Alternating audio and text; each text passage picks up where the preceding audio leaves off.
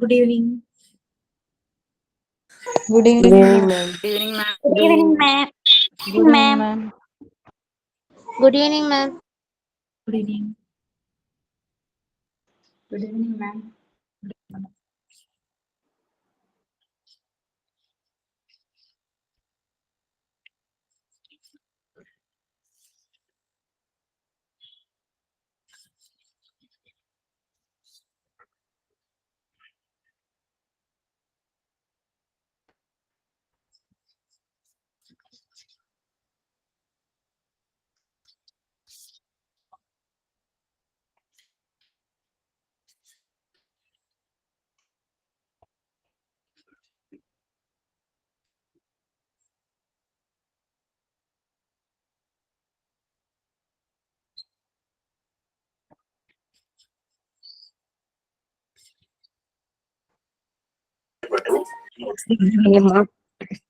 Good evening. Good evening all.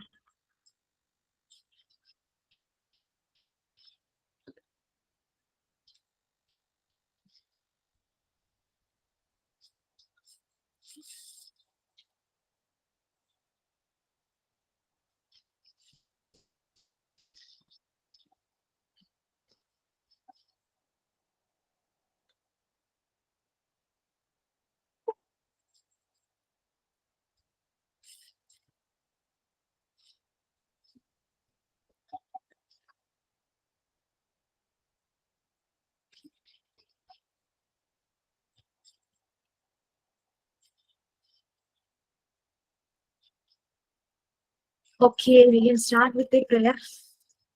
ആരാന്ന് ready ആയിട്ടിരിക്കുന്നു? Ma'am, ഞാൻ ചൊല്ലട്ടെ. Yes, please. Oh, my beautiful nature, you are so wonderful.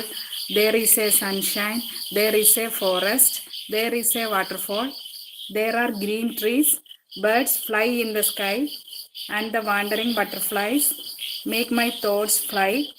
God gave us this gift.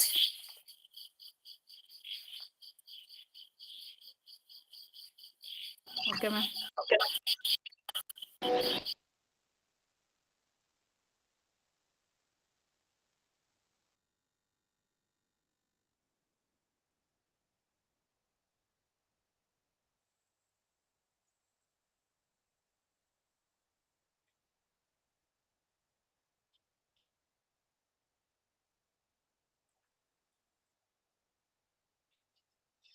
മൈക്കിന് എന്തോ പ്രശ്നം ഉണ്ടെന്ന് തോന്നുന്നു.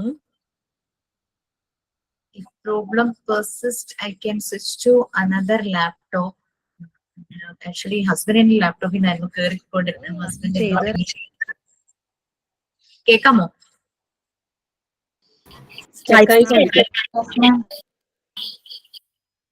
Stuck ആവുന്നുണ്ടോ?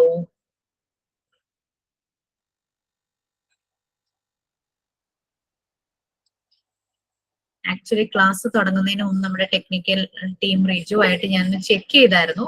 അപ്പൊ കുഴപ്പമില്ലായിരുന്നു. ഇപ്പൊ എന്തോ പ്രോബ്ലം ആവുന്നുണ്ട്. ഇനി ഒരു ഒരു ഒരു ഒരു 5 മിനിറ്റ്സ് നിങ്ങളൊന്ന് വെയിറ്റ് ചെയ്യാം. ഞാൻ അപ്പോഴേക്കും ലാപ്ടോപ്പ് ഒന്ന് ചേഞ്ച് ആക്കാം. ആ 5 മിനിറ്റ്സിൽ നമുക്ക് ക്ലാസ് ഒന്ന് സ്റ്റാർട്ട് ചെയ്യാമെന്ന് വിചാരിക്കുന്നു.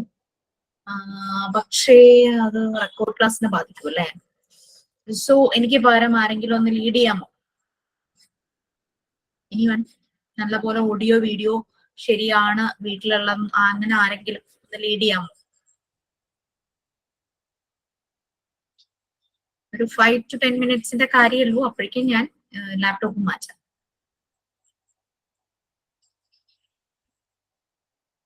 For today only.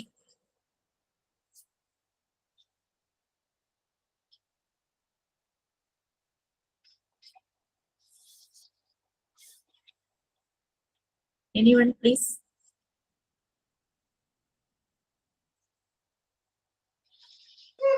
Ma'am class lead ചെയ്യാനാണോ? Yes, yes.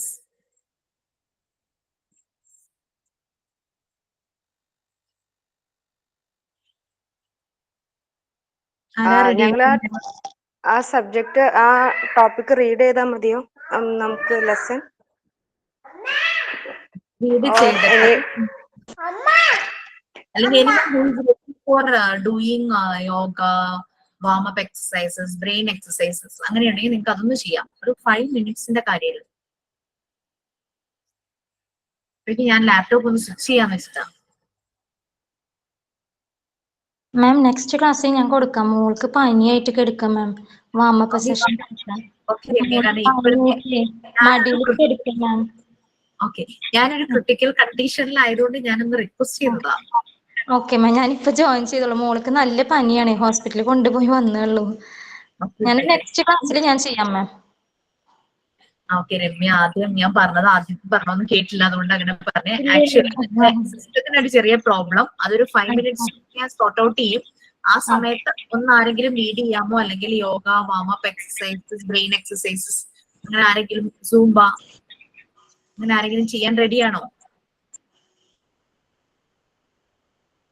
നെറ്റ്വർക്ക് ഇഷ്യൂ അല്ല, എന്റെ സിസ്റ്റത്തിൽ പ്രോബ്ലം.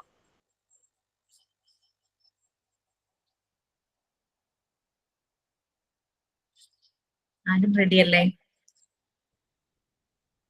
എന്താ മാം, എന്ത് ചെയ്യാൻ റെഡിയാണോ എന്നാണ്. ഓക്കെ, ഞാൻ പറയുന്നത് ക്ലിയർ ആണോ? എനിക്ക് ക്ലിയർ ആണ്. ഞാൻ ടെറസിലാ വന്നിരിക്കണത്. ഓക്കെ, അതെ, ഞാൻ ഇപ്പഴാ കേറിയത്. കൊച്ചിനെ എന്റെ അടുത്ത് വായിക്കാൻ പറഞ്ഞു കൊടുക്കണേ ഇരുന്ന്. അപ്പം എന്ത് പ്രസന്റ് ചെയ്യാനാ മാം? ആക്ച്വലി എന്റെ ലാപ്ടോപ്പിൽ നിന്ന് ഞാൻ നിങ്ങൾക്ക് ക്ലാസ് എടുക്കുവാണ്. ഇതുവരെ ഞാൻ ഹസ്ബൻഡിന്റെ ലാപ്ടോപ്പായിരുന്നു യൂസ് ചെയ്തിരുന്നത്. എന്റെ ലാപ്ടോപ്പിന് ചെറിയൊരു ടെക്നിക്കൽ ഇഷ്യൂ ഉണ്ട്. ഇതുവരെ അത് സോർട്ട് ഔട്ട് ചെയ്യാൻ അതിന് സർവീസ് സെന്ററിലുള്ളവർക്ക് പറ്റിയിട്ടില്ല. ഞാൻ ക്ലാസ് തുടങ്ങുന്നതിനൊരു 5-10 മിനിറ്റ്സ് മുമ്പ് നമ്മുടെ ടെക്നിക്കൽ കൊച്ചായ റിജോ ആയിട്ട് ചേർന്ന് ഞാൻ അതൊന്ന് സോർട്ട് ഔട്ട് ചെയ്തു. അപ്പൊ പ്രോബ്ലം തോന്നിയില്ല അപ്പോ. പക്ഷെ ക്ലാസ് തുടങ്ങി കുറച്ച് കഴിഞ്ഞപ്പോഴേക്കും സ്റ്റക്ക് ആവുന്നു, എന്റെ മൈക്ക് മ്യൂട്ടായി പോകുന്നു, അങ്ങനത്തെ ഒരു പ്രശ്നം കണ്ടു.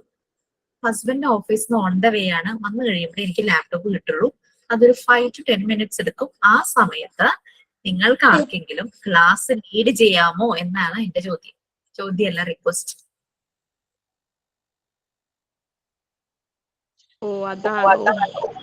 നല്ല പോലെ ഓഡിയോ വീഡിയോ ഉള്ള ആരെങ്കിലും അത് ചെയ്യണം. ഇനി അത് ഇത്തിരി ബുദ്ധിമുട്ടാണ്, കൺഫ്യൂഷൻ ആണെന്ന് തോന്നുവാണെങ്കിൽ you can lead yoga, brain exercise or warm up exercises or Zumba.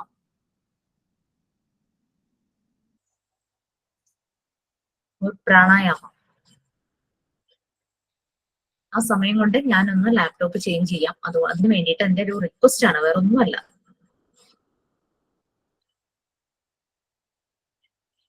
ആരെങ്കിലും ഉണ്ടോ നമ്മുടെ ഗ്രൂപ്പിലെ യോഗ അറിയാവുന്നവരെ? ആരെങ്കിലും മുന്നോട്ട് വാ. മാമിന്റെ ലാപ്ടോപ്പിന് ചെറിയ കംപ്ലൈന്റ് ഉണ്ടായിട്ടല്ലേ. നമുക്ക് ഹെൽപ്പ് ചെയ്യാം മാമിനെ. കൂടിപ്പോയ ഒരു 10 മിനിറ്റ്, അതിനുള്ളിൽ ശരിയാകും. അതിനുള്ളിൽ എനിക്ക് മാറ്റാം. സിസ്റ്റം ഒന്ന് മാറ്റി യോഗയോ പ്രാണായാമോ നമുക്ക് എന്താന്ന് വെച്ചാൽ ചെയ്യാം. എന്റെ ഇവിടെ ഫുൾ ഇരുട്ടാണ്, ഞാൻ ടെറസിലായിരിക്കണം. എനിക്ക് ഹരിതയുടെ മെസ്സേജ് ഉണ്ട്. ഓഡിയോ ക്ലിയർ ആണ്, വീഡിയോ ആണ് സ്റ്റക്ക് ആവുന്നത്. അപ്പൊ ഇനിയിപ്പോ വീഡിയോ ആണ് സ്റ്റക്ക് ആണത്, ഓഡിയോ ക്ലിയർ ആണ്. അപ്പം ഇത് സോർട്ട് ഔട്ട് ചെയ്യാൻ ആ പിള്ളേർക്ക് ഇതുവരെ പറ്റിയില്ല. അതാണ് പിന്നെ ഞാനും അത് വിട്ടു. നമുക്ക് എറണാകുളം വരെ പോയി അത് ചെയ്യാൻ ഞാൻ 2-3 പ്രാവശ്യം പോയിരുന്നു. ശരിയാക്കാൻ ആ പിള്ളേർ ഓതറൈസ്ഡ് സർവീസ് സെന്ററിലാണ്, അവർക്ക് പറ്റിയില്ല. സോ ഒരു കാര്യം ചെയ്യാൻ, ഞാൻ ഒരു ദിവസം നിങ്ങളുടെ അടുത്ത് നമ്മളുടെ മെന്റൽ ഹൈജീനെ പറ്റി പറഞ്ഞ സമയത്ത് എനിക്കുണ്ടായ ഒരു അനുഭവം ഞാൻ പറഞ്ഞിരുന്നു. ഓർമ്മയുണ്ടോ? ഞാൻ ബസ്സിൽ കയറിയപ്പോ യൂണിഫോം ഇട്ട 2 പെൺകുട്ടികൾക്ക് കണ്ടക്ടർ ഇത് ഓർമ്മയുണ്ട് മാം. റിലേറ്റഡ് ആയിട്ടുള്ള ഇൻസിഡന്റ് ഇന്നലെ എനിക്ക് സംഭവിച്ചു. ഇൻസിഡന്റ് ഇതായിരുന്നു. ഞാൻ കാഞ്ഞിരപ്പള്ളിക്ക് പോവാ. മോൾ അവിടെ ഹോസ്റ്റലിലാണ്. മോളും ചേച്ചിയുടെ മോനും ഒരേ സ്കൂളിലാണ്. അവർ 2 പേരും ഹോസ്റ്റലിലാണ്. അപ്പം അവർക്ക് ഹോസ്റ്റൽ ഫീ ക്യാഷ് ആയിട്ട് തന്നെ കൊടുക്കണം.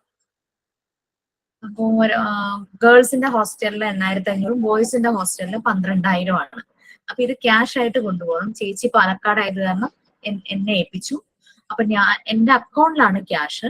ഇത് ചെയ്യാറ് തലേ ദിവസവും പിറ്റേ ദിവസമായിട്ട് 2 തവണ എടുക്കും. കാരണം നമുക്ക് ലിമിറ്റ് ഉണ്ടല്ലോ ATM നിന്ന് ക്യാഷ് എടുക്കുന്നതിന്. പക്ഷെ എനിക്ക് തലേ ദിവസം ക്യാഷ് എടുക്കാൻ പറ്റിയില്ല. അപ്പൊ ഞാൻ എന്ത് ചെയ്തു, എന്റെ 2 അക്കൗണ്ടിലേക്ക് ആയിട്ട് ക്യാഷ് ട്രാൻസ്ഫർ ചെയ്ത് വെച്ചിട്ട് ഈ 2നും എടുക്കാമെന്ന് വിചാരിച്ച് ഞാൻ ചെല്ലുവാണ്. അപ്പൊ ഒരു അക്കൗണ്ടിൽ കുറവ്, മറ്റേ അക്കൗണ്ടിൽ ആണ് ഉള്ളത്. ഞാൻ ATM കൗണ്ടറിൽ കയറി ക്യാഷ് എടുക്കാനായിട്ട് കാർഡൊക്കെ ഇട്ട് പിന്നെ കടിച്ച് നിൽക്കുന്ന സമയത്ത് അതിനകത്ത് 500ന്റെ ഡിനോമിനേഷൻസ് മാത്രമേ ഉള്ളൂ. നമുക്കല്ലാതെ ചേഞ്ച് കിട്ടില്ല. 500ന്റെ നോട്ടായിട്ടേ വരുള്ളൂ. ഞാൻ ആദ്യം 15,000 കൊടുത്തപ്പോ എന്താ പറയാ ലിമിറ്റ് എക്സീഡ് ചെയ്തു എന്ന് പറഞ്ഞു വന്നു. അപ്പൊ എനിക്ക് 15 കൊടുക്കാൻ പറ്റില്ല എന്ന് മനസ്സിലായി. ഞാൻ 10 കൊടുത്ത് വെയിറ്റ് ചെയ്യുമ്പോ എന്റെ പുറകെ ഒരു ശബ്ദം, ഒരു ലേഡി. അപ്പൊ അവരെന്നോട് ചോദിച്ചു ക്യാഷ് എടുക്കുവാണോ എന്ന് ചോദിച്ചു. ഞാൻ പറഞ്ഞു അതെ, എനിക്കൊന്ന് എടുത്തു തരാമോ എന്ന് ചോദിച്ചു. ഞാൻ ഒട്ടും പ്രൊമോട്ട് ചെയ്യുന്ന ഒരു കാര്യമല്ല, വേറൊരാളുടെ ATM വെച്ചിട്ട് അവർക്ക് ക്യാഷ് എടുത്ത് കൊടുക്കുന്നത്. അവർക്ക് അറിയില്ലെങ്കിലോ എന്ന് വിചാരിച്ച് ഞാൻ പറഞ്ഞു ഒന്ന് വെയിറ്റ് ചെയ്യുമെന്ന് പറഞ്ഞു. ഞാൻ ആദ്യത്തെ കാർഡ് ഇട്ട് ക്യാഷ് എടുത്ത് എന്റെ പേഴ്സിൽ വെച്ച് കഴിഞ്ഞപ്പോഴേക്കും ഈ ലേഡി കാർഡ് എന്റെ കയ്യിലേക്ക് തന്നു. ഞാൻ ശ്രദ്ധിക്കുന്നില്ല ഇവര് തന്ന കാർഡ്. ഞാൻ കാർഡ് ഇൻസേർട്ട് ചെയ്തു. അപ്പൊ ഇൻവാലിഡ് കാർഡ് എന്ന് പറഞ്ഞു വന്നു message, remove your card, invalid card. ഞാൻ കാർഡ് എടുത്ത് നോക്കിയപ്പോ അത് പാൻ കാർഡ് ആയിരുന്നു, ATM കാർഡ് ആയിരുന്നില്ല. ഞാൻ പറഞ്ഞു ഇത്, അപ്പോഴും ഞാൻ വിചാരിച്ച ഒരു ബൈ മിസ്റ്റേക്ക് തന്നതായിരിക്കില്ല. ഞാൻ പറഞ്ഞു ഇത് പാൻ കാർഡാണ്, ATM കാർഡ് അല്ല. അവര് വേഗം പേഴ്സൊക്കെ നോക്കിയിട്ട് അയ്യോ ഞാൻ ATM കാർഡ് എടുക്കാൻ മറന്നുപോയി. ഞാൻ പറഞ്ഞു വീട് അടുത്താണെങ്കിൽ നിങ്ങൾ പോയിട്ട് ATM കാർഡ് എടുത്തോണ്ട് വന്നിട്ട് എടുക്കാൻ പറഞ്ഞു. പറഞ്ഞു ഇല്ല എന്റെ വീട് ദൂരെയാണ്, ഞാൻ ഇരുവേന്ന് വരുവാന്ന് പറഞ്ഞു. ഞാൻ കാഞ്ഞിരപ്പള്ളിയാണ് നിൽക്കുന്നത്. അപ്പോ ഞാൻ രണ്ടാമത്തെ കാർഡ് ഇട്ടിട്ട് ക്യാഷ് എടുക്കുക, കാരണം എനിക്ക് 2 കുട്ടികളെ ഹോസ്റ്റലിൽ കൊണ്ട് കൊടുക്കണം. രണ്ടാമത്തെ കാർഡ് ക്യാഷ് ഇട്ടപ്പോ അവരെന്നെ ചോദിച്ചു എനിക്കൊരു 2000 രൂപ ക്യാഷ് ആയിട്ട് തരൂ, ഞാൻ ഗൂഗിൾ പേ ചെയ്യാന്ന് പറഞ്ഞു. എന്റെ ബ്രെയിനും എന്റെ ഹാർട്ടും കൂടെ ഭയങ്കര എന്നോട് ഇങ്ങനെ പറഞ്ഞുകൊണ്ടിരിക്കുക. ഞാൻ പറഞ്ഞു ചേച്ചി എനിക്ക് അങ്ങനെ ക്യാഷ് തരാൻ പറ്റില്ല, കാരണം ഇപ്പൊ തന്നെ ഞാൻ എനിക്ക് ക്യാഷ് ആയിട്ട് ഒരു സ്ഥലത്ത് കൊണ്ടു കൊടുക്കേണ്ട ആവശ്യമുണ്ട്, എന്റെ കാർഡ് ഇട്ട് ലിമിറ്റ് എക്സീഡ് ആയി, അതുകൊണ്ട് എനിക്ക് ചെയ്തു തരാൻ പറ്റില്ല എന്ന് പറഞ്ഞു. അത് അവര് ഫ്രോഡാണോ എന്താ നമുക്ക് അറിയില്ലല്ലോ. ആ സമയത്ത് ഞാനിങ്ങനെ ഇറങ്ങിയപ്പോ ആലോചിച്ചു ചിലപ്പോ അവര് പറഞ്ഞത് സത്യമായിരിക്കാം, അല്ലെങ്കിൽ അവര് പറ്റിക്കാനായിട്ട്. കാരണം ATM കാർഡ് ഇല്ലാതെ പേഴ്സില് ബാക്കി കാർഡൊക്കെ ആയിട്ട് വന്നിട്ട് പാൻ കാർഡും ATM കാർഡും കൂടെ തിരിച്ചറിയാൻ പറ്റില്ലാത്ത ഒരാൾക്ക് ഗൂഗിൾ പേ യൂസ് ചെയ്യാൻ അറിയും. എന്തോ എനിക്ക് അറിഞ്ഞൂടാ. എന്തായാലും അവരങ്ങനെ പറഞ്ഞു എന്നോട്. ഞാൻ പിന്നെ അതിനെക്കുറിച്ച് കൂടുതൽ ബോദർ ചെയ്തില്ല. ഞാൻ പറഞ്ഞു എനിക്ക് തരാൻ ബുദ്ധിമുട്ടാണെന്ന്. അപ്പൊ ഞാൻ ഇത് ഹസ്ബൻഡിനോട് പറഞ്ഞപ്പോ ഹസ്ബൻഡും പറഞ്ഞു അത് ഫ്രോഡായിരിക്കും, അതിനെപ്പറ്റി ബോദർ ചെയ്യരുത്, ചിന്തിക്കരുത്, അങ്ങനെയുള്ള രീതിയിൽ പറഞ്ഞു. എന്റെ ഒരു ഫ്രണ്ടിനോട് പറഞ്ഞപ്പോഴും ഇത് തന്നെ പറഞ്ഞു. ഫ്രണ്ട് എന്നോട് പറഞ്ഞു എന്നാൽ ജിഷയ്ക്ക് ആദ്യം ഗൂഗിൾ പേ ചെയ്യാൻ അവരോട് പറയായിരുന്നില്ലേ എന്ന് ചോദിച്ചു. ഞാൻ ഒരു പരിചയമില്ലാത്തവർക്ക് എന്റെ നമ്പർ കൊടുക്കട്ടെ ഗൂഗിൾ പേ ചെയ്യണമെങ്കിൽ, ആ പരിപാടി വേണ്ട. ഞാൻ QR കോഡൊന്നും സെറ്റ് ചെയ്ത് വെച്ചിട്ടൊന്നുമില്ല. അപ്പൊ ഞാൻ വേഗം അവിടെ നിന്ന് മാറി. ഞാൻ അവിടെ നിന്ന് ഇറങ്ങിയ ഉടനെ തന്നെ ഹസ്ബൻഡിനെ ഫോൺ ചെയ്ത് വിവരം പറയുമ്പോൾ അവര് പുറകെ ഉണ്ടോ എന്ന് ശ്രദ്ധിച്ചോളാൻ എന്നോട് പറഞ്ഞു. ഞാൻ ഇറങ്ങുമ്പോ വേറൊരു ലേഡി കയറി വന്നു. അവരോട് ഇത് തന്നെ ഞാൻ പറഞ്ഞു എനിക്ക് 2000 രൂപ ഒന്ന് തരുമോ, ഞാൻ ATM കാർഡ് എടുക്കാൻ മറന്നുപോയി, ഞാൻ ഗൂഗിൾ പേ ചെയ്തു. അപ്പൊ ആ ലേഡി പെട്ടെന്ന് തന്നെ പറഞ്ഞു എന്റെ കയ്യിൽ ആകെ 500 രൂപയുള്ളൂ, അപ്പൊ ഞാൻ എങ്ങനെയാ 2000 രൂപ എടുത്ത് തന്നെ എന്നൊക്കെ ചോദിച്ചിട്ട് പിന്നെന്താ അവിടെ നടന്നു എന്നുള്ളത് എനിക്കറിയില്ല. അപ്പൊ നമ്മളും ഇതുപോലെ പല സിറ്റുവേഷനിൽ പോവാം. ബ്രെയിൻ പറയുന്ന ഒരു കാര്യം ഹാർട്ട് വേറൊന്ന് പറയുന്നു, അത് നല്ലൊന്ന് ബാലൻസ് ചെയ്ത് കാര്യങ്ങൾ ചെയ്യാൻ നമുക്ക് പറ്റണം. ഡിപ്പെൻഡ്സ് ഓൺ അവർ മെന്റൽ ഹെൽത്ത്. അവിടെ ഒരു സെൻസും ഉണ്ട്, നമ്മുടെ കോഗ്നിറ്റീവ് ഡെവലപ്മെന്റ്, ഒരു ബുദ്ധിയും ബോധവും വേണം. ഓക്കെ മാം അത് കൊടുക്കുന്നത് നന്നായിട്ടാ. കാരണം ഗൂഗിൾ പേ ചെയ്യാൻ അറിയാൻ പാടില്ലാത്തവര്, ATM അറിയാൻ പാടില്ലാത്ത, കാർഡ് അറിയാൻ പാടില്ലാത്തവർക്ക് എങ്ങനെയാ ഗൂഗിൾ പേ ചെയ്യാൻ അറിയാൻ പറ്റണത്? കൊടുക്കാഞ്ഞാൽ നന്നായി. ഇങ്ങനെയൊക്കെ പലരും വരും. വലിയ വിഷമമൊന്നും തോന്നിയില്ല. ഓക്കെ അവര് ഈ പാൻ കാർഡ് എടുത്തു തന്നിട്ട് ഞാൻ ശ്രദ്ധിച്ചില്ല, കയ്യിലേക്ക് കാർഡ് വന്നു, എത്രയും പെട്ടെന്ന് അവർക്ക് എടുത്തു കൊടുത്തേക്കാന്ന് വിചാരിച്ചു ഞാൻ കാർഡ് ഇട്ടപ്പോ ഇൻവാലിഡ് കാർഡ് എന്ന് വന്നു. ഇങ്ങനെ നമ്മൾക്ക് നമ്മുടെ ലൈഫിലും ഇതുപോലെ സംഭവിക്കാം. സോ അത് ബ്രെയിൻ ഹാർട്ട് ഒരു ബാലൻസ് നമുക്ക് തോന്നണം എപ്പോഴും. ആ ഒരു ഇത് നമ്മളെ കൊണ്ട് നല്ല പോലെ ചിന്തിപ്പിക്കുന്ന ആളാണ് ബ്രെയിൻ, നമ്മളെ കൊണ്ട് ഒന്നും ചിന്തിപ്പിക്കാത്ത ഒരാളാണ് ഹാർട്ട്. നമുക്ക് കൂടുതൽ ഈ അനുകമ്പ അതൊക്കെ തോന്നുന്നത് നമ്മുടെ ഹാർട്ടിന്റെ പ്രവൃത്തി കൊണ്ടാണ്. അത് വേണമെന്നില്ല എന്നൊന്നും പറയുന്നില്ല, ഒരു കമ്പാഷൻ. പക്ഷെ ഈ എന്താ പറയാ ബ്രെയിൻ ചില സമയത്ത് നമുക്ക് തരുന്ന സെൻസ് നമുക്ക് മനസ്സിലാകാനായിട്ട് നമുക്ക് വിചാരിക്കണം. ഇപ്പോഴും സ്റ്റക്ക് ആണോ എന്റെ വീഡിയോ? അതെ സ്റ്റക്ക് ആവുന്നു. ഓഡിയോയും അത്ര ക്ലിയർ ആവാണ്ട് വരുന്നുണ്ട് ഇപ്പം. ഓക്കെ എനിവേ എനിക്ക് നമുക്കും തോന്നില്ല ഇതുപോലെ നമ്മുടെ എന്തെങ്കിലും നമുക്ക് ഉണ്ടെങ്കിൽ നമ്മൾക്ക് അതുപോലെ ഷെയർ ചെയ്യാം. അപ്പൊ അങ്ങനെ 10 മിനിറ്റ് അങ്ങനെ പോവുമല്ലോ. ഇതുപോലത്തെ അനുഭവങ്ങൾ ആർക്കെങ്കിലും ഒക്കെ ഉണ്ടെങ്കിൽ. ഞാനൊന്ന് ഹസ്ബൻഡിനെ ഒന്ന് വിളിച്ചു നോക്കട്ടെ. നിങ്ങൾക്ക് എന്തെങ്കിലും ഉണ്ടെങ്കിൽ ഷെയർ ചെയ്തോളൂ. അല്ലെങ്കിൽ ഞാൻ ഓഡിയോ ക്ലിയർ ആണെങ്കിൽ ഞാൻ സൈക്കോ അനാലിസ്റ്റുകാരായ 2-3 പേരുടെ കാര്യങ്ങൾ പറഞ്ഞില്ലേ, അപ്പൊ അവരെ പറ്റി ഞാൻ പറയാം. ഞാൻ ജസ്റ്റ് ഒന്ന് ലാപ്ടോപ്പ് എവിടെ വരെ എത്തിയെന്ന് നോക്കട്ടെ കേട്ടോ. ഓക്കെ മാം. മാം, ഓക്കെ എനിക്കും മാം. ഇതുപോലെ ഒരു അനുഭവം ഉണ്ട്, പറയട്ടെ? ഹലോ, പറഞ്ഞോളൂ. പറയൂ. ഞങ്ങള് കേൾക്കാൻ മാം റെഡിയായിട്ടിരിക്കുകയാണ്. ഞാൻ മിനിഞ്ഞാന്ന് ടൗണിൽ പോയായിരുന്നേ. അന്നേരം ഒരു ഹോട്ടലിലേക്ക് കയറിയപ്പോൾ ഒരാൾ അവിടെ ഹോട്ടലിന്റെ വാതിക്കൽ നിൽപ്പുണ്ടായിരുന്നു. കയ്യിൽ എന്തോ പൊതിക്കെട്ടും ഉണ്ട്, നല്ല ആരോഗ്യമുള്ളൊരു മനുഷ്യൻ. എന്നിട്ട് എന്നോട് ചേട്ടായിയോട് പറഞ്ഞു പൈസ താന്ന് പറഞ്ഞു ആദ്യം. എന്നിട്ട് ഞാൻ ചേട്ടായി മൈൻഡ് ആക്കിയില്ല. എന്നിട്ട് ഞാൻ ചോദിച്ചു എന്താന്ന് ചോദിച്ചു. അത് പറഞ്ഞു ചോറുണ്ണാനാന്ന് പറഞ്ഞു. അപ്പൊ ഞാൻ പറഞ്ഞു ഹോട്ടലിലേക്ക് കയറി വാ ചോറുണ്ണാന്ന് പറഞ്ഞു. അന്നേരം പറഞ്ഞു അല്ല എനിക്ക് 2 പൊതി മതിയെന്ന് പറഞ്ഞു. എന്നിട്ട് അപ്പോഴത്തേനും ഉണ്ട് ഹോട്ടലിലെ ജീവനക്കാരെല്ലാം എന്നെ നോക്കി ചിരിക്കുന്നു. എന്നിട്ടാകുമ്പോൾ ചേട്ടായി പറഞ്ഞു നിനക്ക് വേറെ പണിയൊന്നുമില്ലേ, അയാൾക്ക് നല്ല ആരോഗ്യമുണ്ട്, പിന്നെ കയ്യിൽ 2 കെട്ടുമുണ്ട്, അത് ചുമ്മാതെ നിന്നോട് ചോദിക്കുന്നതാന്ന് പറഞ്ഞു. എന്നിട്ട് ഞാൻ പറഞ്ഞു അല്ല ചേട്ടായി ചോറല്ലേ നമുക്ക് വാങ്ങിച്ചു കൊടുക്കാന്ന് പറഞ്ഞു. അന്നേരം ചേട്ടായി പറഞ്ഞു ഹോട്ടലിന് മുമ്പിലല്ലേ നിൽക്കുന്നേ, നീ കൂടുതൽ അനുകമ്പ കാണിക്കണ്ട, നീ ഇങ്ങോട്ട് വാന്ന് പറഞ്ഞു. പിന്നെ ഞാൻ കുറച്ച് കഴിഞ്ഞപ്പോഴത്തേനും നോക്കുമ്പോൾ തന്നെ കൈ കഴുകിയിട്ട് വന്ന് നോക്കുമ്പോഴത്തേനും അയാളെ കണ്ടതുമില്ല. എനിക്ക് അയാൾക്ക് ഭക്ഷണം കൊടുക്കാണ്ട് ഒരു ഭയങ്കര ഒരു വിഷമമായിരുന്നു. പക്ഷെ ഹോട്ടലുകാരെല്ലാവരും എന്നെ നോക്കി ഒരു ചിരി ചിരിച്ചു. അത് കാരണം പിന്നെ ചേട്ടായിക്കൊരു ദേഷ്യം വന്നു. ഇതാണ് ഇന്നലെ മിനിഞ്ഞാന്ന് എനിക്കുണ്ടായ അനുഭവം. ഞാൻ ATM കാർഡ് ആദ്യമായിട്ട് കിട്ടിയ സമയത്ത് എനിക്ക് ഇതുപോലൊരു മാമിനുണ്ടായ പോലെ തന്നെ എനിക്കൊരു അനുഭവം ഉണ്ടായി. ഞാനും എൻ്റെ അമ്മയും കൂടിയിട്ട് തൃശ്ശൂർ ടൗണിൽ ATM കൗണ്ടറിൽ കയറി. ഇത് എങ്ങനെ യൂസ് ചെയ്യണ്ടേന്ന് അറിയണ്ടായിരുന്നില്ല.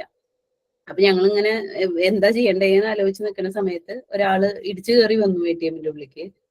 ആള് പറഞ്ഞു ഞാൻ ഹെൽപ്പ് ചെയ്യാം, എന്താ പറ്റിയെന്ന് ചോദിച്ചു. അപ്പൊ അങ്ങനെ ഒന്നും മിണ്ടിയില്ല. അപ്പൊ ഞാൻ ഹെൽപ്പ് ചെയ്യണോ ചോദിച്ചു. അപ്പൊ എന്തോ ആ സമയത്ത് നമ്മുടെ മാം പറഞ്ഞ മാതിരി ബുദ്ധി വർക്ക് ചെയ്തു. വേണ്ട ഞങ്ങൾക്ക് അറിയാം, ഒന്നും അറിഞ്ഞിട്ടില്ല, പക്ഷെ ആ സമയത്ത് അങ്ങനെ പറയാൻ തോന്നി. അങ്ങനെ പറഞ്ഞ ആളെ പുറത്തേക്ക് ആക്കി വാതിലടച്ചു. എന്താ പറയാണ്ടാണോ ഞങ്ങളുടെ കൂടെ കയറണേ, ഒരാളുള്ളപ്പോ നിങ്ങൾ കയറാൻ പാടുണ്ടോ ചോദിച്ചപ്പോ ആള് പുറത്തേക്ക് ഇറങ്ങി. എന്നിട്ട് പിന്നെ ഞങ്ങൾ എങ്ങനെയൊക്കെയോ അത് ചെയ്ത് ശരിയാക്കി. പക്ഷെ പിറ്റേ ദിവസം ലോക്കൽ ന്യൂസ് ചാനലിൽ ഉണ്ടായിരുന്നു ആള് ഫ്രോഡായിരുന്നു, ആള് വേറെ ATM കൗണ്ടറിന് പിടിച്ചു എന്ന് പറഞ്ഞിട്ട്. അപ്പൊ ഞങ്ങള് ജസ്റ്റ് രക്ഷപ്പെട്ടു എന്ന് പറയാം. പക്ഷെ അതിനുശേഷം ഇതുപോലെ പലരും അറിയാത്തവര് വന്നിട്ട് നമ്മളോട് ഒന്ന് ചെയ്തു തരുമോ ചോദിക്കും. പക്ഷെ നമ്മളെല്ലാം പറഞ്ഞു കൊടുക്കും. പിന്നെ അടിക്കണ നേരത്ത് ഞാൻ ഓട്ടോമാറ്റിക്കലി ഞാൻ തിരിഞ്ഞു നിൽക്കും, നിങ്ങൾ പിന്നെ അടിച്ചോളൂ എന്ന് പറഞ്ഞിട്ട്. അതാർക്കും കാണിച്ചു കൊടുക്കരുതെന്ന് പറയാറുമുണ്ട്. അങ്ങനെ സഹായിച്ചിട്ടുണ്ട്. പക്ഷെ ഇതുപോലെ ഒരു ഫ്രോഡിനെ പിടിച്ചു. അങ്ങനെ ഒരു സംഭവം എന്റെ ലൈഫിൽ ഉണ്ടായിട്ടുണ്ട്. എനിക്ക് പലപ്പോഴും എൻ്റെ മനസ്സും എൻ്റെ ബ്രെയിനും തമ്മിൽ കോൺഫ്ലിക്റ്റ് നടക്കാറുണ്ട്. എന്താണെന്ന് വെച്ചാൽ PSC എക്സാമിന് എഴുതുമ്പോഴത്തേക്കും ലാസ്റ്റ് എല്ലാം കൂടി വാരിപ്പിടിച്ച് നമ്മൾ ആദ്യം അറിയാവുന്ന ആൻസർ വേഗം എഴുതി അങ്ങ് പോകുമല്ലോ. പിന്നെ അങ്ങ് സമയം അങ്ങ് തീരാറാവുമ്പോഴത്തേക്കും നമ്മൾ ഇങ്ങനെ ആലോചിച്ച് ഇച്ചിരി ബുദ്ധിമുട്ടായിട്ടുള്ളതൊക്കെ എടുക്കുമല്ലോ. എന്നാലും അതെ, ബ്രെയിനും ഹാർട്ടും തമ്മിലുള്ള ഒരു കോൺഫ്ലിക്റ്റ് നടക്കും. മിക്കപ്പോഴും ബ്രെയിൻ പറയണതായിരിക്കുള്ളൂ ശരി, ഹാർട്ട് പറയണത് തെറ്റും. അപ്പം പിന്നെ ഇതിൻ്റെ ആൻസർ നമുക്ക് കിട്ടുമല്ലോ, ആൻസർ കീ. അപ്പം നമ്മൾ ആദ്യം ഉദ്ദേശിക്കണതായിരിക്കുള്ളൂ ബ്രെയിൻ പറയണതായിരിക്കുള്ളൂ ശരി, നമ്മളുടെ ഹാർട്ട് പറയണത് തെറ്റുമായിരിക്കുള്ളൂ. എനിക്ക് അങ്ങനെയൊക്കെ എൻ്റെ മാർക്ക് നഷ്ടപ്പെട്ടിട്ടുണ്ട്. നിങ്ങൾക്ക് ആർക്കെങ്കിലും ഇങ്ങനത്തെ അവസ്ഥ ഉണ്ടായിട്ടുണ്ടോ എക്സാമിന്? പലപ്പോഴും സംഭവിച്ചിട്ടുണ്ട്. ഞാൻ എക്സാം എഴുതുന്ന ആളാണ് PSCയുടെ. ചേച്ചി പലപ്പോഴും PSC എക്സാമിൽ ചേച്ചി പറഞ്ഞ പോലെ അതിന് ഞങ്ങളെ ക്ലാസ് എടുക്കുന്ന സാറ് പറയുന്നുണ്ടായിരുന്നു, നമ്മൾ എഴുതി കഴിഞ്ഞ് കഴിയുമ്പോൾ എല്ലാം കറക്റ്റ് ആയിട്ടുള്ള ആൻസർ എഴുതി കഴിയുമ്പോൾ തന്നെ പേന ജനലിലേക്കൂടെ പുറത്തേക്ക് കളയണമെന്ന്. ഇത് ശരിയാട്ടോ, അത് നല്ലതാ. അല്ലെങ്കിൽ ബ്രെയിനും ഹാർട്ടും കൂടി ഇങ്ങനെ ഒരു കോൺഫ്ലിക്റ്റ് നടക്കും. എനിക്ക് പലപ്പോഴും ഇങ്ങനെയാ.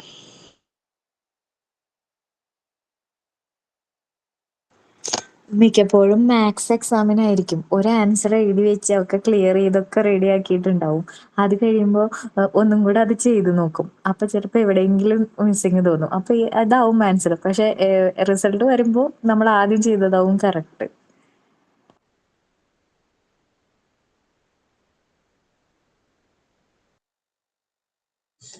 നമ്മുടെ ഈ ശരണ്യ മിസ്സിന്റെ കഴിഞ്ഞ എക്സാം ഉണ്ടായിരുന്നല്ലോ. അപ്പം അതിന് മറ്റേ ആ ബോളിന്റെ ഉണ്ടായിരുന്നല്ലോ, ബോളും ബട്ടൺസിന്റെയും.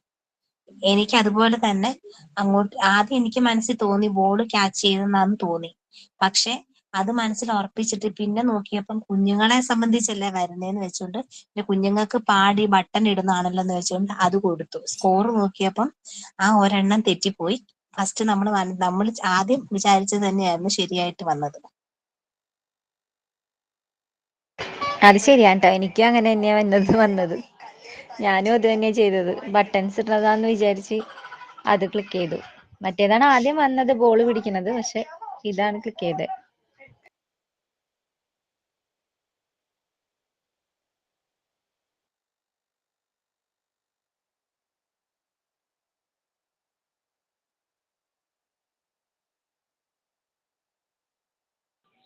എല്ലാരും റെക്കോർഡ് എഴുതി കഴിഞ്ഞോ?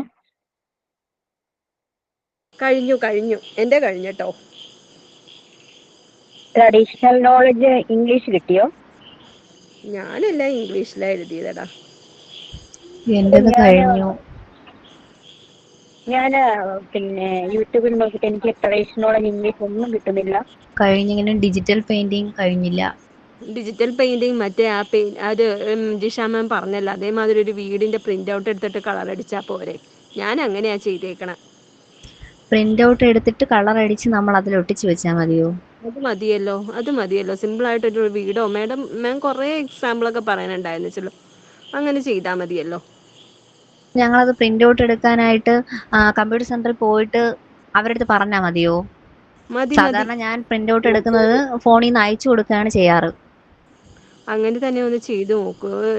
ഞാൻ വരയ്ക്കുകയും ചെയ്തത്. ഡയറക്റ്റ് വരച്ചു, ഷേപ്സ് വെച്ചിട്ട് ഡയറക്റ്റ് വരച്ചു വെച്ചു. എന്നിട്ട് അതില് കളർ കൊടുക്കുക ചെയ്തത്. ഷേപ്പിന്റെ ഇതായിരിക്കണം എന്നല്ലേ പറഞ്ഞത്. അപ്പൊ ഷേപ്പുകൾ വെച്ചിട്ട് ഇതുപോലെ ഒരു വീടും വഞ്ചിയും അങ്ങനെയൊക്കെ ഷേപ്പ് കൊണ്ട് വരച്ചിട്ട് അതില് കളർ ചെയ്ത് കൊടുത്തു. സ്കെയിൽ വെച്ചിട്ട് ഡിജിറ്റൽ പെയിന്റിങ് ഏതാ ചിത്രം വരച്ചേ? അതെ, ട്രഡീഷണൽ നോളജിന്റെ എക്സാമ്പിൾ ഒന്ന് പറയൂ. ഞാൻ അടിച്ചിട്ട് അത് കിട്ടുന്നില്ല. എനിക്ക് വേറെ നമുക്ക് ഇതാ ഡിജിറ്റൽ വരുന്നത്. പെയിന്റിങ് ഏത് പിക്ചറുകളോ പ്രിന്റ് ഔട്ട് എടുത്ത് കളർ അടിക്കാവോ? ഞാൻ പറഞ്ഞു തരട്ടെ. നമ്മള് സൗന്ദര്യം വർദ്ധിപ്പിക്കാൻ പണ്ട് കാലത്ത് എന്താ ചെയ്തിരുന്നത് വെച്ചത്, കസ്തൂരി മഞ്ഞൾ മുഖത്ത് തേക്കും. പിന്നെ എന്താണ്, പിന്നെ അല്ല, എന്താ, മലയാളം ട്രഡീഷണൽ നോളജ് കിട്ടുന്നുണ്ട്, പക്ഷെ ഇംഗ്ലീഷ് അത് കിട്ടുന്നേ ഇല്ലല്ലോ. അത് മലയാളത്തിലുള്ളത് അങ്ങ് ഇംഗ്ലീഷിലാക്കി എഴുതിയാ മതി. അങ്ങനെ മതിയോ? അത് മതിയെന്നേ. അത് എടുത്തിട്ട് ഇംഗ്ലീഷിന്റെ ഇതിലുണ്ട്, ട്രാൻസ്ലേറ്റ് ചെയ്താൽ മതി. അത് മതി. ഇംഗ്ലീഷ് മഞ്ഞളിന് ടെർമറിക് അങ്ങനെയൊക്കെ പറയാൻ എഴുതിയാ മതിയല്ല. ടെർമറിക്കും Simple മിൽക്കും English കൂടി use ചെയ്താ പേസ്റ്റ് മതി. രൂപത്തിൽ അങ്ങ് അപ്ലൈ ചെയ്താൽ മതി. എന്നിട്ട് keep it for 20 minutes, then wash it with water എന്നൊക്കെ പറഞ്ഞങ്ങ് എഴുതിയാൽ മതി. സൂപ്പർ ഏട്ടാ. നമ്മൾ ഈ ഡിജിറ്റൽ പെയിന്റിങ് നമുക്ക് കളർ പ്രിന്റ് കിട്ടണമെങ്കിൽ നമ്മൾ സ്റ്റുഡിയോയിൽ പോയാൽ മതി കേട്ടോ. അത് മതി. അങ്ങനെ ചെയ്യാം. വേണമെങ്കിൽ നമുക്ക് കളറും കൊടുക്കാം. അത് പ്രകൃതിയുടെ ആയാലോ? പ്രകൃതി, മലകൾ, കുന്നുകൾ. ഈ ഡിജിറ്റൽ എനിക്കറിയില്ല പ്രകൃതിയുടെ എങ്ങനെയാന്ന് ജിഷ മാമിനോടൊന്ന് അല്ല, ചോദിച്ചു. നമ്മൾ ഷേപ്പ് വെച്ചിട്ട് വരച്ചു കഴിഞ്ഞാലും പെയിന്റിൽ ചെയ്തിട്ടേ നമ്മൾ അത് സേവ് ചെയ്യുമ്പോഴേ JPG ഫോർമാറ്റിൽ സേവ് ചെയ്ത് കഴിഞ്ഞാൽ നമുക്കത് ഈ പറഞ്ഞ പോലെ ഫോണിൽ കൂടി നമുക്ക് അവർ പ്രിന്റ് എടുക്കണവർക്ക് അയച്ചു കൊടുത്താൽ നമുക്ക് പ്രിന്റ് എടുക്കാൻ പറ്റും. ആ ഫോർമാറ്റ് മാറ്റി സേവ് ചെയ്താൽ മതി. നമ്മൾ ലാസ്റ്റ് വരച്ചു കഴിഞ്ഞിട്ട് കമ്പ്യൂട്ടറിൽ തന്നെ നമ്മൾ ഷേപ്സ്, കമ്പ്യൂട്ടറിലാകുമ്പോൾ നമുക്ക് ഷേപ്സ് ഒക്കെ കറക്റ്റ് ആയിട്ട് കിട്ടുമല്ലോ. അത് കഴിഞ്ഞ് ആ പടം നമ്മള് എല്ലാം ചെയ്ത് വീടാണോ വരച്ചേ? അല്ല, അത് നമുക്ക് ഷേപ്പ് വെച്ച് നമുക്ക് എന്ത് വേണമെങ്കിലും ചെയ്യാമല്ലോ. നമ്മളുടെ ഒരു ഐഡിയ വെച്ചിട്ട് നമുക്ക് ഒരു ക്രിയേറ്റീവ് ആയിട്ട് ഒരു നേച്ചറിലൊക്കെ ഇഷ്ടം പോലെ ഷേപ്സിൽ വെച്ചിട്ടുണ്ടല്ലോ. നമ്മൾ അത് ചെയ്തിട്ട് അത് സേവ് ചെയ്ത് കഴിഞ്ഞിട്ട് അതിനെ രണ്ടാമത് സേവ് ആസ് കൊടുത്ത് അതിന്റെ ഫോർമാറ്റ് മാറ്റിയിട്ടാൽ മതി. അപ്പൊ നമുക്ക് പ്രിന്റ് ഔട്ട് എടുക്കാൻ പറ്റും. Okay, can we start?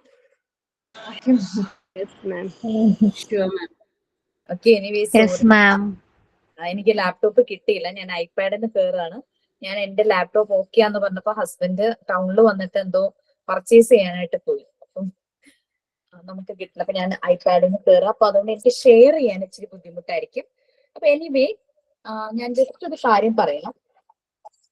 നമ്മളിപ്പോ മൊഡ്യൂൾ 1 പാർട്ട് 2 6th യൂണിറ്റ് ആണ് പറഞ്ഞുകൊണ്ടിരുന്നത്, psychology.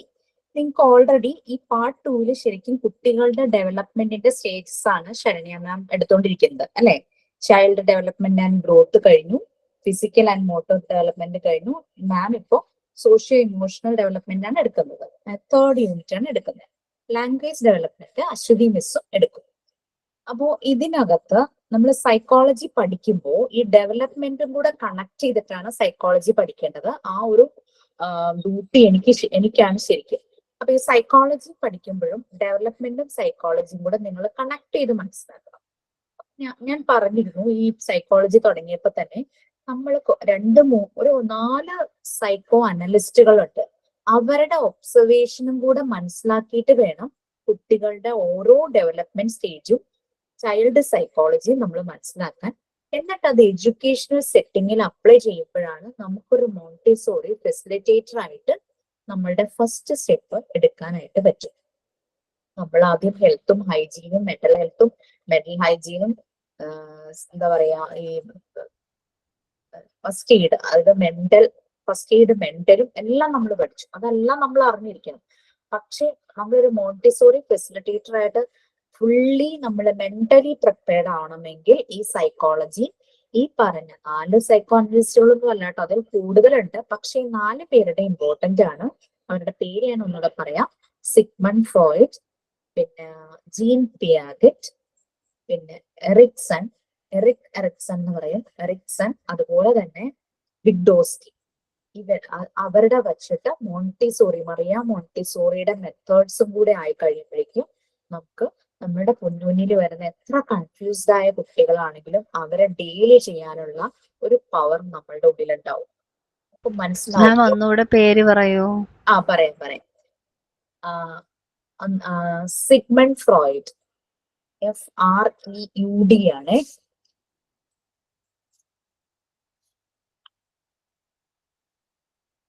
Sigmund, SIGMUND, Sigmund Freud. Spelling പറഞ്ഞില്ലെങ്കിലും നിങ്ങൾ സൈക്കോ അനാലിസ്റ്റ് സിഗ്മണ്ട് ഫ്രോയിഡ് എന്ന സ്പെല്ലിംഗ് തെറ്റി ഗൂഗിളിൽ സെർച്ച് ചെയ്താലും അദ്ദേഹത്തെ കുറിച്ചുള്ള ഡീറ്റെയിൽസ് കംപ്ലീറ്റ് വരും. ശരിക്കും ഫൗണ്ടർ ഓഫ് സൈക്കോ അനാലിസിസ് എന്നൊക്കെ പറഞ്ഞ് അറിയപ്പെടുന്ന ആളാണ്. സൈക്കോളജി പഠിക്കുന്ന ഏതൊരാളും സിഗ്മണ്ട് ഫ്രോയിഡിനെ പറ്റി കുറെ ഡീറ്റെയിൽ ആയിട്ട് പഠിക്കും. പിന്നെ നമ്മൾക്ക് വേണ്ടത് ജീൻ പിയാഗറ്റ്, JEANPIGET.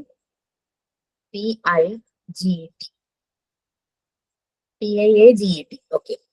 ജീൻ പിയാഗറ്റ് കുട്ടികളിലെ കോഗ്നിറ്റീവ് ഡെവലപ്മെന്റ്, അവരുടെ ബുദ്ധിയുടെ ഡെവലപ്മെന്റിനെ കുറിച്ച് കുറെ ഒബ്സർവേഷൻസ് പറഞ്ഞിട്ടുണ്ട്.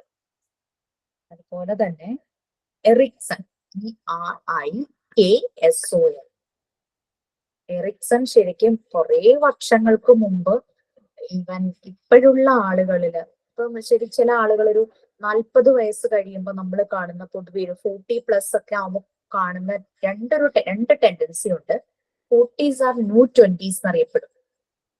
കുറച്ച് ധൈര്യമൊക്കെ വന്ന് പ്രണയിക്കാൻ കൂടുതൽ ഇഷ്ടപ്പെടുന്ന ഒരു ഏജ് ആണ് ശരിക്കും 40+. എന്തിനെ പ്രണയിക്കാനും, അതിപ്പോ യാത്രകളാവാം, ബുക്സിനെ ആകാം, ഭക്ഷണത്തെ ആവാം. ആ ഒരു 40 കഴിയുമ്പോഴേക്കും ആളുകൾ കൂടുതൽ എക്സ്പ്ലോർ ചെയ്യാൻ ശ്രമിക്കുന്നത് നമ്മൾക്ക് മനസ്സിലാവും. അതൊരു എയർലി അഡൾട്ട്ഹുഡ് എന്നുള്ളൊരു സ്റ്റേജിലേക്ക് പലപ്പോഴും ഈ 40+ നമുക്കൊരു ധൈര്യം കിട്ടുക എന്ത് ചെയ്യാൻ. ഇപ്പൊ പുതിയൊരു കോഴ്സ് പഠിക്കാൻ ചിലർ ചിലപ്പോൾ 40+ന് ശേഷമായിരിക്കും ചേരുന്നത്. മാം ഞാൻ 40+, 41. അതെ, 45 ആയിരിക്കും. അപ്പോഴാ ഇതിന് ചേർന്ന് പഠിക്കാൻ ആഗ്രഹം കൊണ്ട്. നമുക്ക് പല പുതിയ കാര്യങ്ങൾ ചെയ്യണം. നമ്മൾ ഭയങ്കര ഫ്രഷ് ആവുന്ന ഒരു ടൈം, അതൊരു കാറ്റഗറി. പക്ഷെ വേറൊരു കാറ്റഗറിയും ആ പ്രായത്തിൽ ഉണ്ടാവാറുണ്ട്. ഫ്രസ്ട്രേറ്റഡ് ആകാം ചിലര്. ഒരു സംശയം ചോദിച്ചോട്ടെ? ചോദിച്ചോളൂ. ഈ 40 ഒക്കെ കഴിയുമ്പോ ഞങ്ങളെയൊക്കെ ടീച്ചറായിട്ടൊക്കെ എടുക്കൂ? പിന്നെന്താ സംശയം? കുട്ടികളെ മാനേജ് ചെയ്യാൻ ഏറ്റവും എക്സ്പീരിയൻസ് നോക്കില്ല മാം ചിലര്. ടീച്ചർക്ക് അങ്ങനെ ഏജ് ലിമിറ്റ് ഇല്ലല്ലോ. കുട്ടികളെ എത്ര നന്നായിട്ട് ഹാൻഡിൽ ചെയ്യണോ അതല്ലേ? അതേ ഉള്ളൂ. സ്വാഭാവികമായിട്ടും നമ്മൾ എന്താ ചെയ്യുന്നത്, 40+ ഒക്കെ കഴിയുമ്പോഴേക്കും നമ്മുടെ ലൈഫിന്റെ നല്ല കാലമൊക്കെ കഴിഞ്ഞു എന്ന് വിചാരിക്കുന്ന കുറെ പേരുണ്ടാവും. ശരിക്കും 40-ലാണ് ജീവിതം തുടങ്ങുന്നതെന്നാണ് നമ്മുടെ എറിക്സൺ പറഞ്ഞത്. അത് ഒരു സൈക്കോളജിസ്റ്റ് ആയിരുന്നു, അദ്ദേഹം വളരെ ഫേമസ് ആയിട്ടുള്ള ഒരു സൈക്കോളജിസ്റ്റ് ആയിരുന്നു. ഓക്കെ, അദ്ദേഹം പല ആ ഒരു 1918-ലെങ്ങാണ്ടാണ് അദ്ദേഹം, ആ സമയത്താണ് പുള്ളി ഇതെല്ലാം ഒബ്സർവേഷൻസ് എല്ലാം പറഞ്ഞത്. അപ്പൊ ആ സമയത്ത് അദ്ദേഹം പറഞ്ഞ പല കാര്യങ്ങളും നമ്മളുടെ ഇപ്പോഴത്തെ ഒരു ജനറേഷൻ അല്ലെങ്കിൽ ഇപ്പോഴത്തെ ഒരു കൾച്ചർ, ലൈഫ് സ്റ്റൈലും ഒക്കെ ആയിട്ട് വളരെയധികം ബന്ധപ്പെട്ടതായിരുന്നു. പിന്നെ അദ്ദേഹം പറയണത് ജീവിതത്തിന്റെ നല്ല സമയം തുടങ്ങുന്നത് 40 മുതലാണ്. അപ്പോൾ പല ഘട്ടങ്ങളായിട്ട് അദ്ദേഹം, ഇതൊക്കെ നിങ്ങൾക്ക് പഠിക്കാൻ അറിയാനുള്ളതാണ് കേട്ടോ. ഈ ചൈൽഡ് ഡെവലപ്മെന്റിന്റെ കോഗ്നിറ്റീവ് ഡെവലപ്മെന്റ് വരുമ്പോൾ അദ്ദേഹം ഈ ചൈൽഡ് ഡെവലപ്മെന്റിനെ 8 സ്റ്റേജുകളായിട്ടാണ് അദ്ദേഹം ഡിവൈഡ് ചെയ്തത്. അതായത് ബർത്ത് തുടങ്ങി 1.5 ഇയേഴ്സ് വരെ, 1.5 ഇയേഴ്സ് തുടങ്ങി 3 ഇയേഴ്സ് വരെ, 3 ഇയേഴ്സ് തുടങ്ങി 6 തുടങ്ങി 12 ഇയേഴ്സ്, പിന്നെ ടീനേജ്, അങ്ങനെയൊക്കെ വരുന്ന ഓരോ ഘട്ടങ്ങളുണ്ടല്ലോ കുട്ടികളുടെ ഒരു ഇത്. അത് ആ സമയത്തൊക്കെ കുട്ടികൾ വളരെ ഡിഫറെന്റ് ആയിട്ടായിരിക്കും അവരുടെ ബിഹേവിയർ, അവർ പെരുമാറുന്നത്.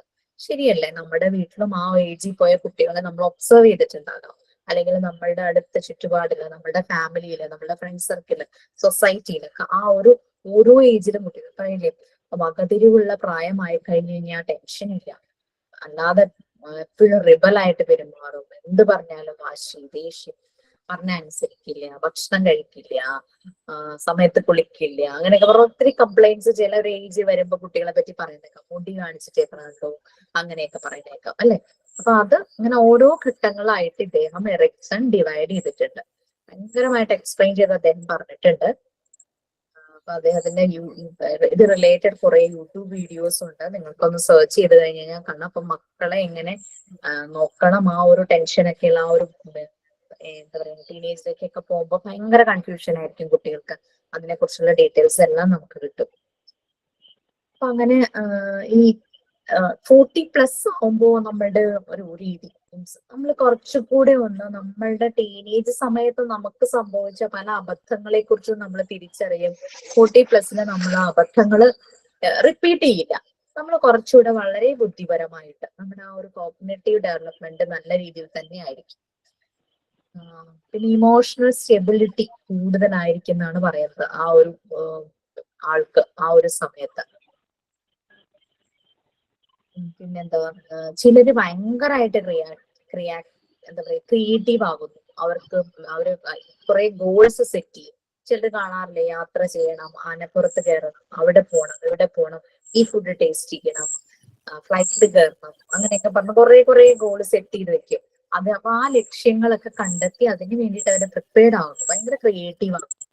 പിന്നെ പഴയ കഴിവുകളൊക്കെ ഉണ്ടെങ്കിൽ ഡാൻസ്, പാട്ട്, അങ്ങനെ എന്തെങ്കിലും ഇൻസ്ട്രുമെന്റ് വായിക്കുന്നത്, പെയിന്റിങ്, അങ്ങനെ പഴയ കഴിവുകളെല്ലാം അവര് പൊടിതട്ടിയെടുക്കുക. പിന്നെ ഇവർക്ക് ഈ ഒരു ടൈം എന്ന് പറഞ്ഞാൽ ഭയങ്കരമായിട്ടൊരു കെയറിങ് മെന്റാലിറ്റി ആയിരിക്കും. എറിക്സൺ പറഞ്ഞു വെച്ചിരുന്ന കാര്യങ്ങളാണ് നമ്മൾ കുറെ ചിന്തിക്കുമ്പോൾ ശരിയായിരിക്കും. പക്ഷേ ഒരു ഗ്രൂപ്പ് ആളുകള് ഭയങ്കരമായിട്ട് അവർക്ക് ഇമോഷണൽ സ്റ്റെബിലിറ്റി, മെന്റൽ സ്റ്റെബിലിറ്റി ഒക്കെ ബാലൻസ് തെറ്റിക്കിടക്കുമായിരിക്കും. അവര് ഭയങ്കരമായിട്ട് ക്രിയേറ്റീവ് ഒന്നും ആയിരിക്കില്ല, ഇനിയൊന്നും ചെയ്യാനില്ല, ജീവിതത്തിന്റെ നല്ല സമയം കഴിഞ്ഞു, ആ രീതിയിൽ ചിന്തിച്ച് ഫ്രസ്ട്രേറ്റഡ് ആയിട്ട് ഉൾവലിന് ചില ഗ്രൂപ്പ് അങ്ങനെയും പോകും. ഓക്കെ, മാം പറഞ്ഞ പോലെ ഞാനും കുറച്ച് ഗോൾസ് സെറ്റ് ചെയ്ത് വെച്ചിട്ടുണ്ട്.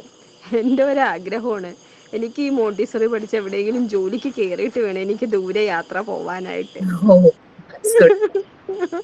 പിന്നെ എന്താണ്, ആനപ്പുറത്ത് കയറണമെന്നൊരാഗ്രഹമുണ്ട്, ഫൈറ്റർ പ്ലെയിനിൽ കയറണമെന്നൊരാഗ്രഹമുണ്ട്. ജീവിതം ചെറുതാണല്ലോ, അതിനുള്ളിൽ ഇതൊക്കെ ഒന്ന് എനിക്ക് വേഗം ചെയ്ത് തീർക്കണം.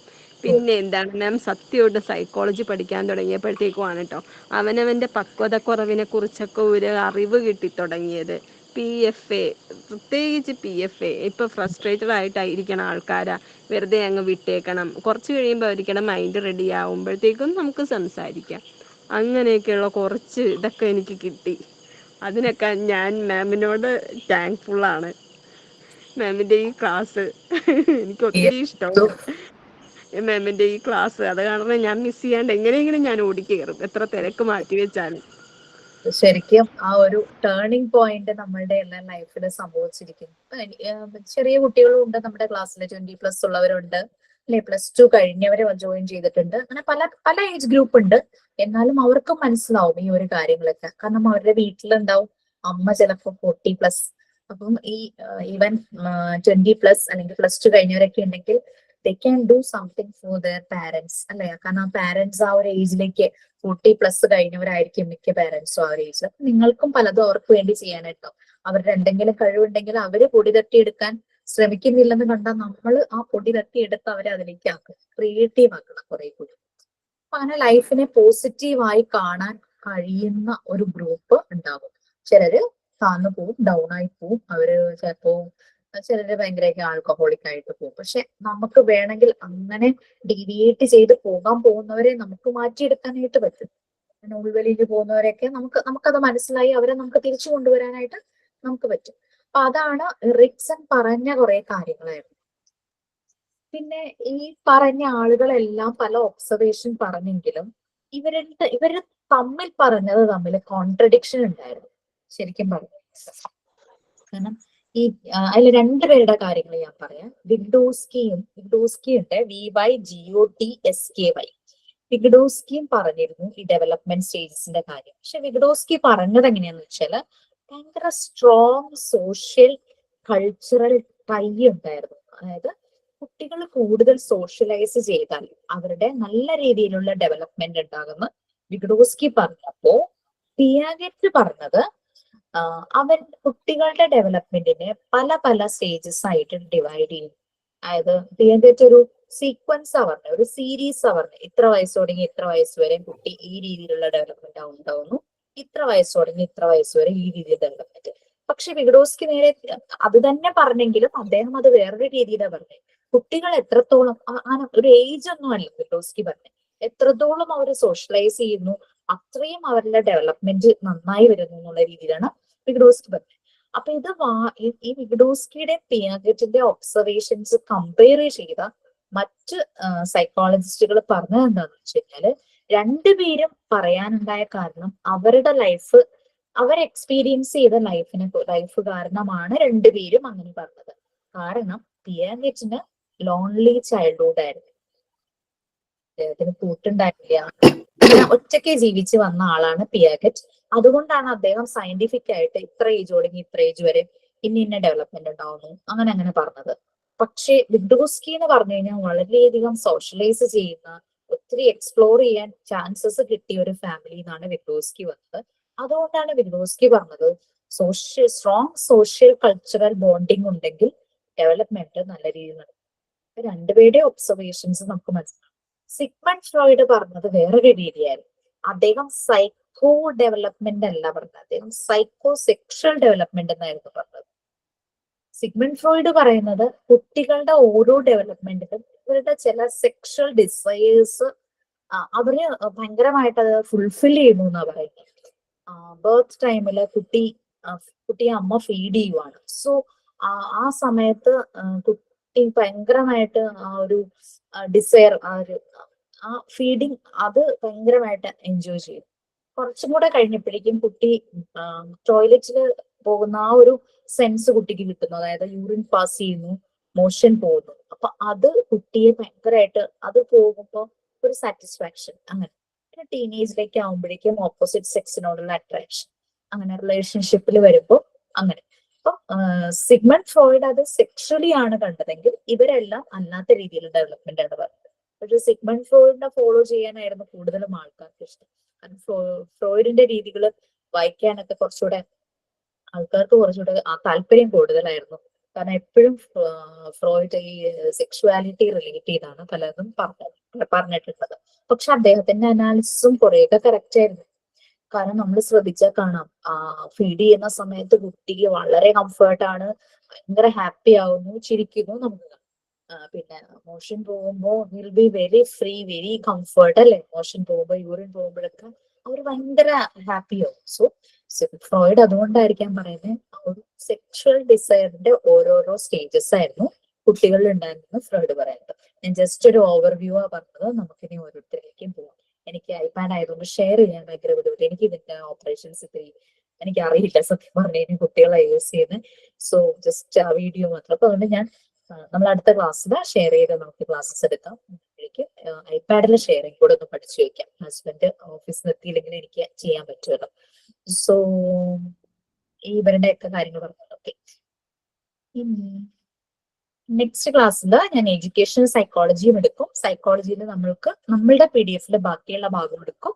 അത് കഴിഞ്ഞിട്ട് അപ്പൊ എഡ്യൂക്കേഷൻ സൈക്കോളജി യൂണിറ്റ് 7 ആണ്, സൈക്കോളജി യൂണിറ്റ് 6 ആണ്. അത് കഴിഞ്ഞ് നേരെ ഞാൻ യൂണിറ്റ് 4ലേക്ക് പോകും. അതാണ് കോഗ്നിറ്റീവ് ഡെവലപ്മെന്റ്. ശരണ്യ മാം 3rd വരെ എടുത്തു കഴിഞ്ഞു, അപ്പൊ എടുത്തുകൊണ്ടിരിക്കുവാണ്. നമുക്ക് 4th സ്റ്റാർട്ട് ചെയ്യും. അപ്പൊ കോഗ്നിറ്റീവ് ഡെവലപ്മെന്റ് എടുക്കുമ്പോൾ നമുക്ക് ജീൻ പിയാഗറ്റ് പറഞ്ഞ കാര്യങ്ങൾ കോഗ്നിറ്റീവ് ഡെവലപ്മെന്റ് എടുക്കുന്ന സമയത്ത് പഠിക്കാൻ കാണാം. ഇനി എറിക്സന്റെ സ്റ്റേജസ് ഞാനൊന്ന് പറയാം നിങ്ങളോട്. എറിക്സൺ എന്താ പറഞ്ഞത്? എറിക്സൺ ശരിക്കും പറഞ്ഞു കഴിഞ്ഞാല് വളരെ പോപ്പുലർ ആയിട്ടുള്ള ഇൻഫ്ലുവൻഷ്യൽ തിയറീസ് ആണ് എറിക്സൺ ഡെവലപ്പ് ചെയ്തത്. കാരണം അത്രയും വർഷങ്ങൾക്ക് മുമ്പ് അദ്ദേഹം പറഞ്ഞ കാര്യങ്ങൾ ഇപ്പോഴും ആളുകൾ വളരെ ഇമ്പോർട്ടന്റ് ആയിട്ട് തന്നെ കാണും. അത്രയും പോപ്പുലർ തിയറീസ് ആണ് ഡെവലപ്മെന്റിനെ കുറിച്ച് എറിക്സൺ പറഞ്ഞു. എറിക്സന്റെ ഈ തിയറീസ് പലരും ഫോളോ ചെയ്തിട്ടുണ്ട്. ഈവൻ ഞാൻ പറഞ്ഞ സിഗ്മണ്ട് ഫ്രോയിഡ് വരെ അദ്ദേഹത്തിന്റെ വർക്കുകളിൽ അത് കുറെ അദ്ദേഹം അഡാപ്റ്റ് ചെയ്തിട്ടുണ്ട്. പിന്നെ എറിക്സന്റേത് സൈക്കോ സോഷ്യൽ ഡെവലപ്മെന്റ് ആയിരുന്നെങ്കിൽ സിഗ്മണ്ട് ഫ്രോയിഡിന്റേത് സൈക്കോ സെക്ഷൽ ഡെവലപ്മെന്റ് ആയിരുന്നു. സൈക്കോ സോഷ്യൽ ഡെവലപ്മെന്റ് ആയിട്ടാണ് എറിക്സൺ പറഞ്ഞതെങ്കിൽ സിഗ്മണ്ട് ഫ്രോയിഡ് അത് സൈക്കോ സെക്ഷൽ ഡെവലപ്മെന്റ്. രണ്ടുപേരുടെയും ഡിഫറൻസ് അതായിരുന്നു. പക്ഷെ രണ്ടുപേരും പറഞ്ഞത് ഓൾമോസ്റ്റ് ഏതാണ്ടൊക്കെ സെയിം തന്നെയാണ്. ഒരാള് സോഷ്യൽ പറഞ്ഞെങ്കിൽ അയാൾ സെക്ഷൽ രീതിയിലാണ് ഡെവലപ്മെന്റിനെ എക്സ്പ്ലെയിൻ ചെയ്തത്. എറിക്സൺ ശരിക്കും 8 സ്റ്റേജസ് ആയിട്ടാണ് ഒരു കുട്ടിയുടെ ഡെവലപ്മെന്റ് പറഞ്ഞത്. അതിൽ ഫസ്റ്റ് സ്റ്റേജ് ഇൻഫാൻസി, കുട്ടി ജനിച്ചപ്പോ തുടങ്ങി 18 months ആവുന്നവരെ. ആ സ്റ്റേജിന് ഞാൻ ഇതിന്റെ ലിങ്ക് നിങ്ങൾക്ക് ഷെയർ ചെയ്യാം കേട്ടോ. അതിന് ഞാൻ പറഞ്ഞത് കണക്ട് ചെയ്തിട്ട് ആവശ്യമുള്ളത് മാത്രം എടുക്കുക. അപ്പൊ ഫസ്റ്റ് സ്റ്റേജില് ട്രസ്റ്റ് വേഴ്സസ് മിസ്ട്രസ്റ്റ്. ട്രസ്റ്റ് എന്ന് പറഞ്ഞാൽ നമുക്ക് വിശ്വാസം അല്ലെ, മിസ്ട്രസ്റ്റ് എന്ന് പറഞ്ഞാൽ അതിന്റെ ഓപ്പോസിറ്റ്. ഈ ഫസ്റ്റ് സ്റ്റേജ് എന്ന് പറഞ്ഞു കഴിഞ്ഞാൽ ബേർത്ത് തുടങ്ങി 18 months, 1.5 വയസ്സ് വരെ. ബേർത്ത് തുടങ്ങി 1.5 വയസ്സ് വരെ എന്ന് പറഞ്ഞു കഴിഞ്ഞാൽ കുട്ടി ഏറ്റവും അധികം ചെയ്യുന്ന ആക്ടിവിറ്റി അമ്മയുടെ പാല് കുടിക്കുക എന്നുള്ളതാണ്. അമ്മ അവനെ ഫീഡ് ചെയ്യുന്നതാണ് ഏറ്റവും കൂടുതൽ സമയം. ആ ഒരു ഏജിൽ കുട്ടി ചെയ്യുന്നത് അതാണ് അല്ലെ. അപ്പം അമ്മ ഫീഡ് ചെയ്യുന്നു, അവൻ വിശക്കുമ്പോ അമ്മ ഫീഡ് ചെയ്യുന്നു. ആ സമയത്ത് ആ അമ്മയുമായിട്ട് അവന് ഒരു ട്രസ്റ്റ് ബോണ്ട് ചെയ്യാണ്. ഇനി അങ്ങനെ ഫീഡ് ചെയ്യാവുന്ന സാഹചര്യം ഇല്ലാത്തൊരു കുട്ടികളാണെങ്കിൽ കുട്ടിയെ നോക്കാനായിട്ട് കെയർ ഗിവേഴ്സ് ഉണ്ടായിരിക്കും അല്ലെ, കെയർ ഗിവേഴ്സ് ഉണ്ടായിരിക്കും. അപ്പൊ കുട്ടിക്ക് വേണ്ടുന്ന കാര്യങ്ങള് സമയാസമയം അമ്മയാണെങ്കിൽ അങ്ങനെ അല്ലെങ്കിൽ കെയർ ഗീവർ ആണെങ്കിൽ കൊടുക്കുവാണെങ്കിൽ അവിടെ ഒരു ബോണ്ടിങ് ഫോം ചെയ്യുന്നു, കുട്ടിക്ക് അവരോടുള്ള ട്രസ്റ്റ് കൂടുന്നു. പക്ഷേ കുട്ടിക്ക് വേണ്ടുന്ന കാര്യങ്ങൾ കിട്ടാതിരിക്കുന്നതാണെങ്കിൽ അവിടെ മിസ്ട്രസ്റ്റ് ഫോം ചെയ്യും. കുട്ടിക്ക് ആ വിശ്വാസം ഇല്ലാതായി വരുവാണ്. ഫസ്റ്റ് സ്റ്റേജിന്റെ പ്രത്യേകത മനസ്സിലായോ എറിക്സന്റെ?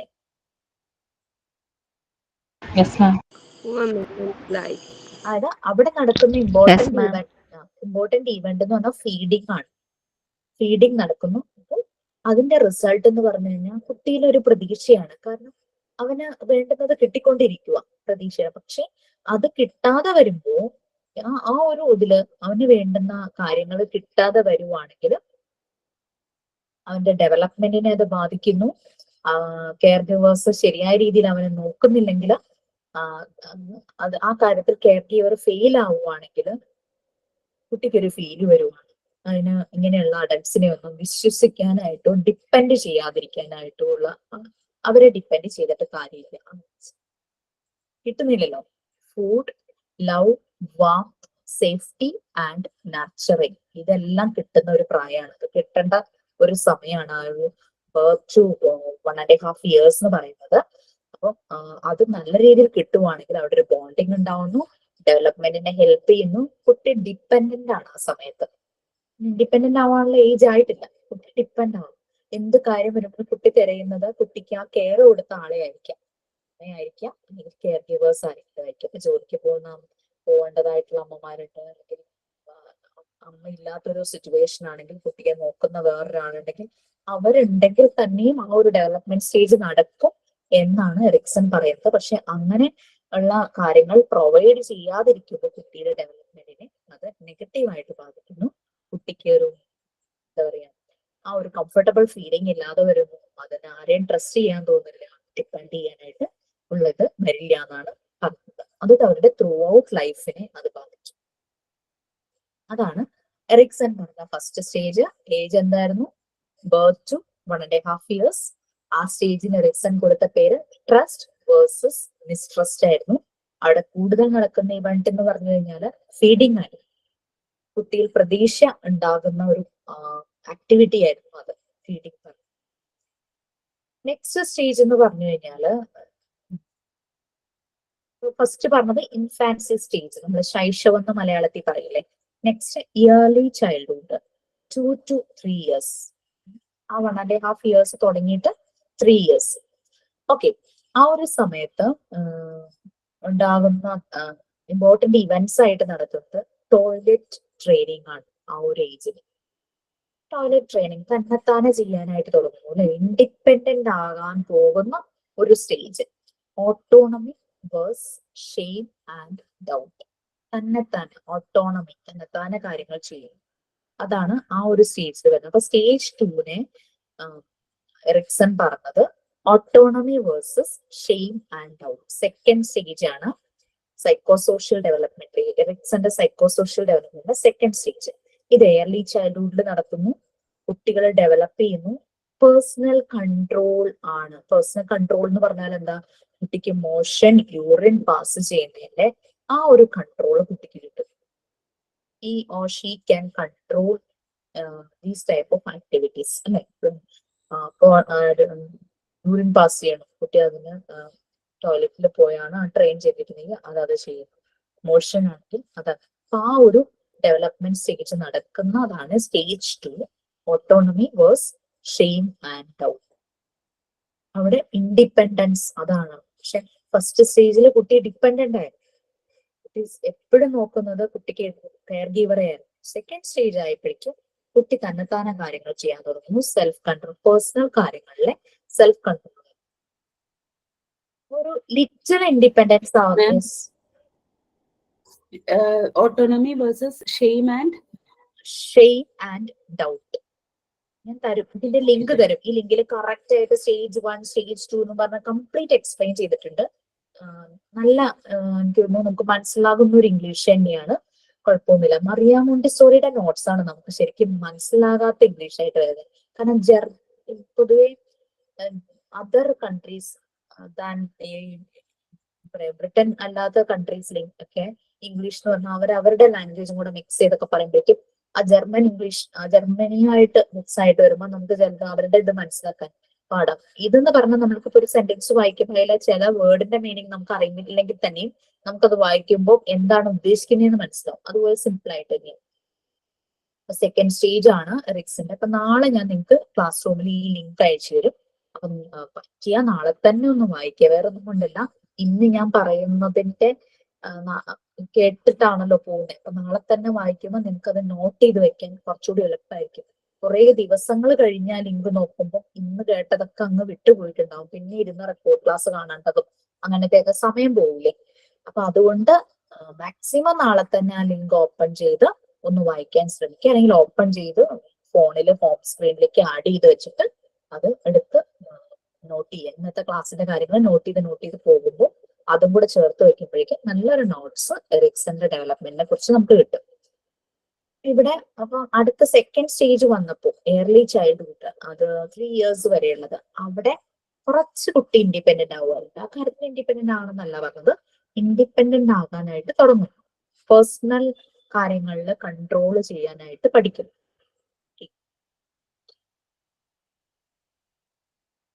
പാരന്റ്സും കെയർ ഗീവേഴ്സും അതിനനുസരിച്ച് വേണം കുട്ടിയെ സപ്പോർട്ട് ചെയ്യാൻ. ഒരു സെൻസ് ഓഫ് ഓട്ടോണമി, തന്നെ കാര്യങ്ങൾ ചെയ്യാനുള്ള രീതിയിൽ കുട്ടിയെ ഹെൽപ്പ് ചെയ്യും.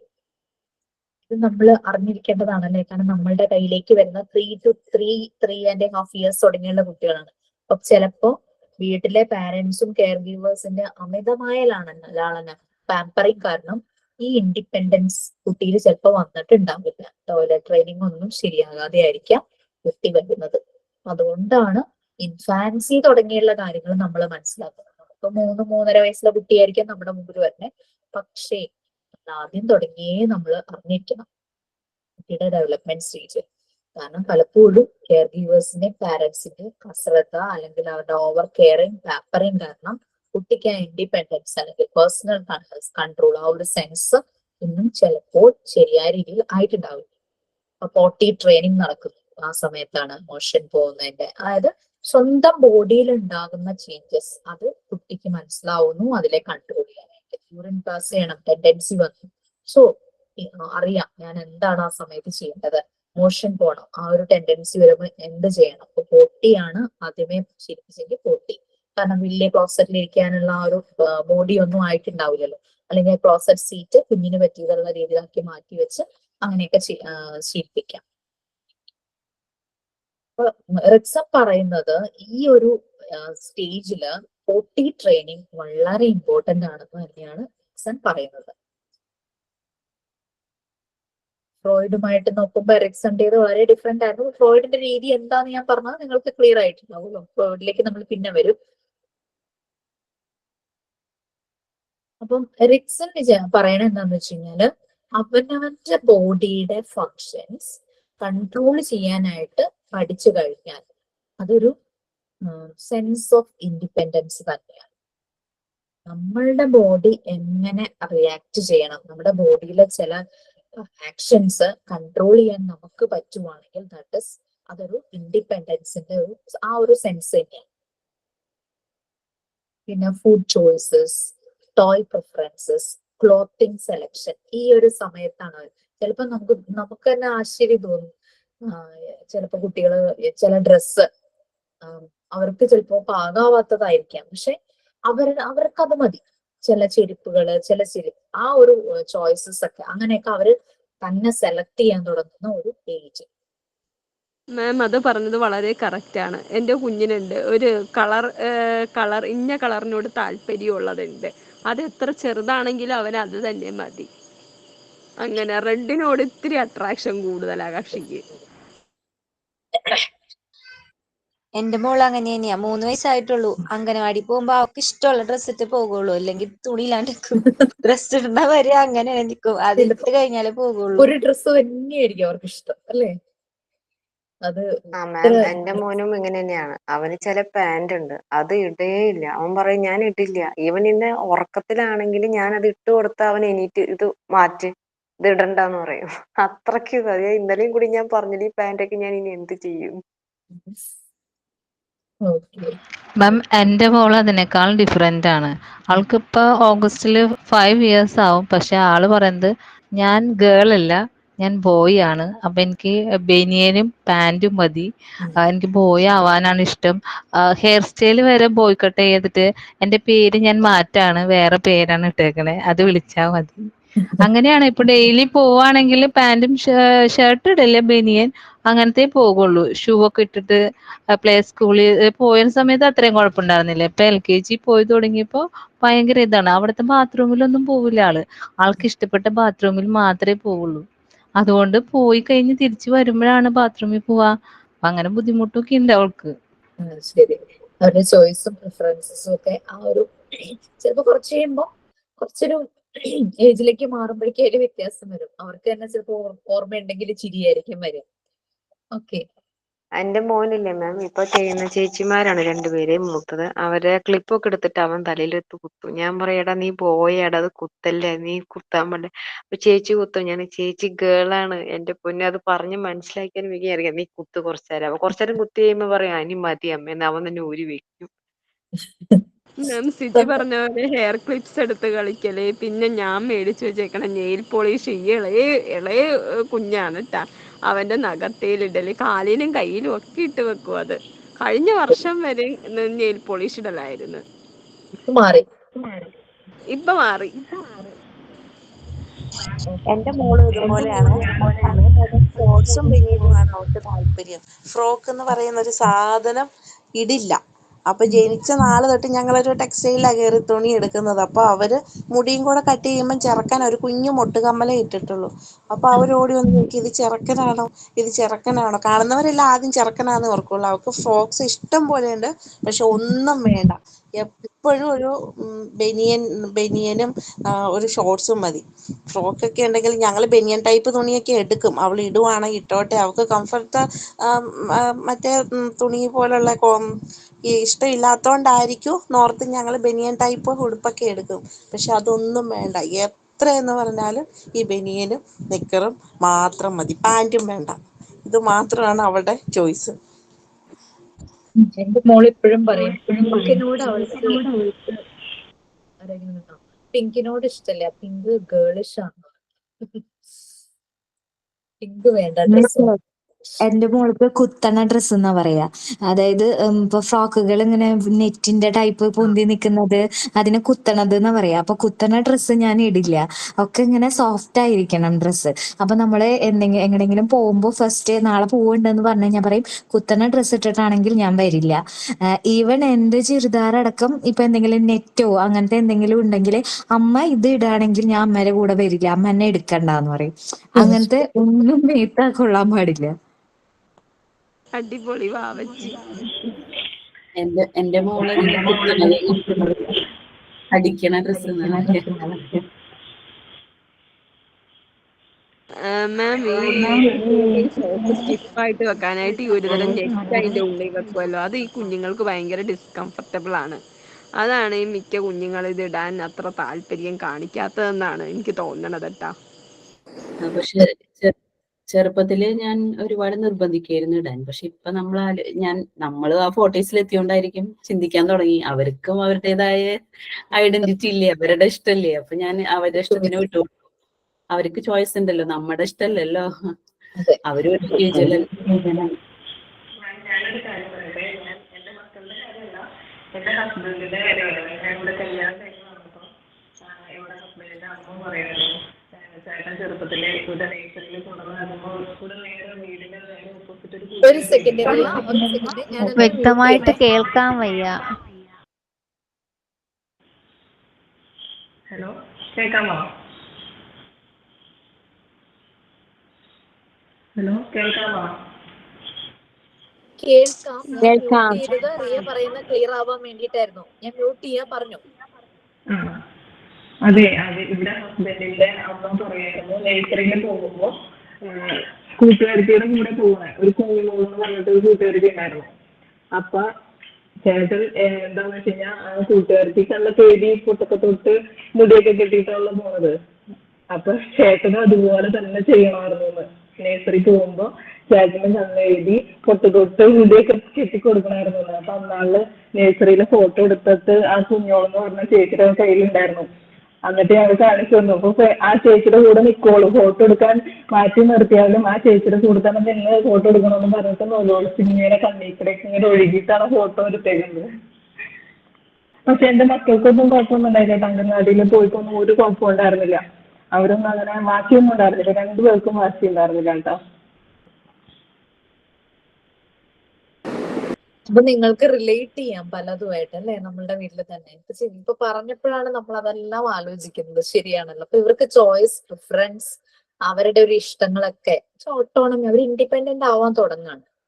പക്ഷേ എന്റെ മാം സെപ്പറേറ്റ് ബാട്ടവല്, പാത്രം, ഗ്ലാസ്, ഇതൊക്കെയുണ്ട് ഇവിടുത്തെ ശങ്കരന്മാർക്ക്.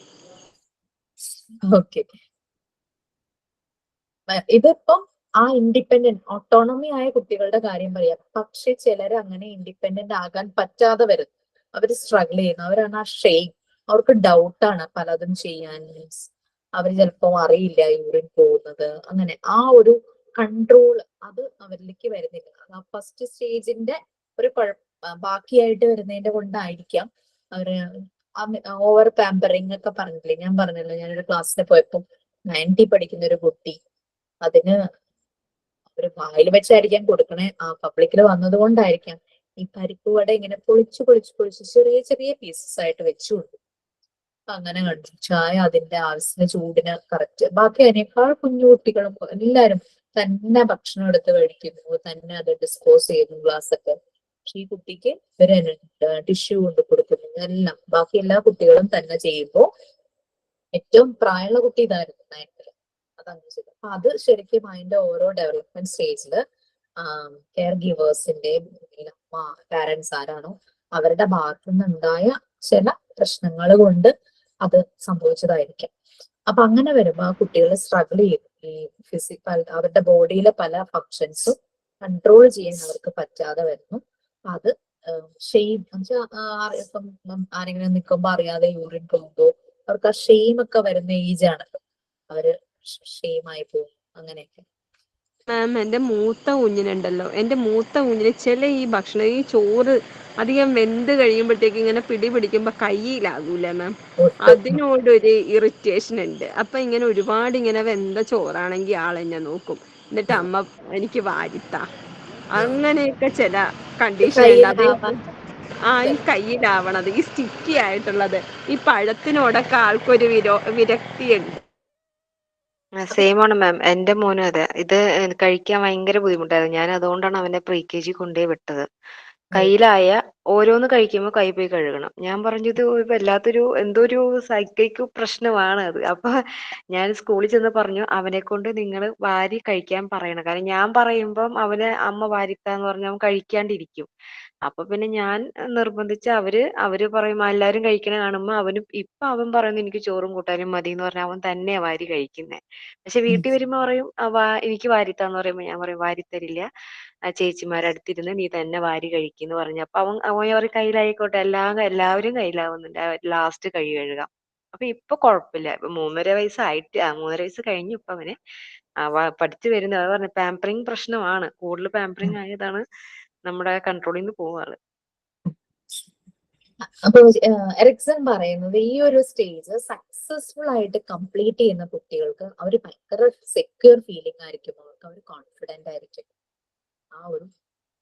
പക്ഷെ അതേസമയം അത് സക്സസ് ആവാത്ത കുട്ടികളാണ് ഷെയിം, ഡൗട്ട്ഫുൾ ആ ഒരു സെൻസിലേക്ക് പോകുന്നത്. അവർക്ക് എപ്പോഴും ഡൗട്ട് ആയിരിക്കും. ഒരു ബാലൻസ്, ഇത് തമ്മിലൊരു ബാലൻസ് ആണ്. ഈ ഓട്ടോണമിയും ഷെയിമും ഡൗട്ടും ഇതൊക്കെ തമ്മിൽ ഒരു ബാലൻസ് ആവുകയാണെങ്കിൽ കുട്ടികൾക്കൊരു വിൽ പവർ, അവർക്ക് എനിക്ക് ചെയ്യാൻ പറ്റും, ആ ഒരു കോൺഫിഡൻസ് അവർക്ക് വരും. അവർക്കപ്പം പല കാര്യങ്ങളും അവരുടെ ലിമിറ്റ്സിനുള്ളിൽ, കാരണം ഇൻഡിപെൻഡന്റ് ആണെങ്കിൽ അവർക്ക് അറിയാം അവരുടെ ലിമിറ്റ്സ്, ആ ലിമിറ്റ്സിനുള്ളിൽ അവർക്ക് ചെയ്യാനായിട്ട് പറ്റും. അപ്പൊ നമ്മളിപ്പോ 3 years വരെയുള്ള കാര്യമാണ് പറഞ്ഞത്. നെക്സ്റ്റ് ആ സ്റ്റേജസ് എല്ലാം ഞാനൊന്ന് പറയാം, എന്നിട്ട് അടുത്ത ക്ലാസ്സിൽ അത് എക്സ്പ്ലെയിൻ ചെയ്യാം. കാരണം പിന്നെ ഞാനിപ്പോ കൂടുതൽ ടൈം എടുത്താലും ചിലർ കറക്റ്റ് 9-ന് അവർ വേറെ എന്തെങ്കിലുമൊക്കെ കാര്യങ്ങൾ ഷെഡ്യൂൾ ചെയ്തിട്ടുണ്ടാവും, അതുകൊണ്ട് ഞാൻ കൂടുതൽ നീട്ടുന്നില്ല. നെക്സ്റ്റ് വരുന്നത് 3 to 5 years ആണ്, നമ്മുടെ പ്രീ സ്കൂൾ ആ ഒരു ഏജ് അല്ലേ.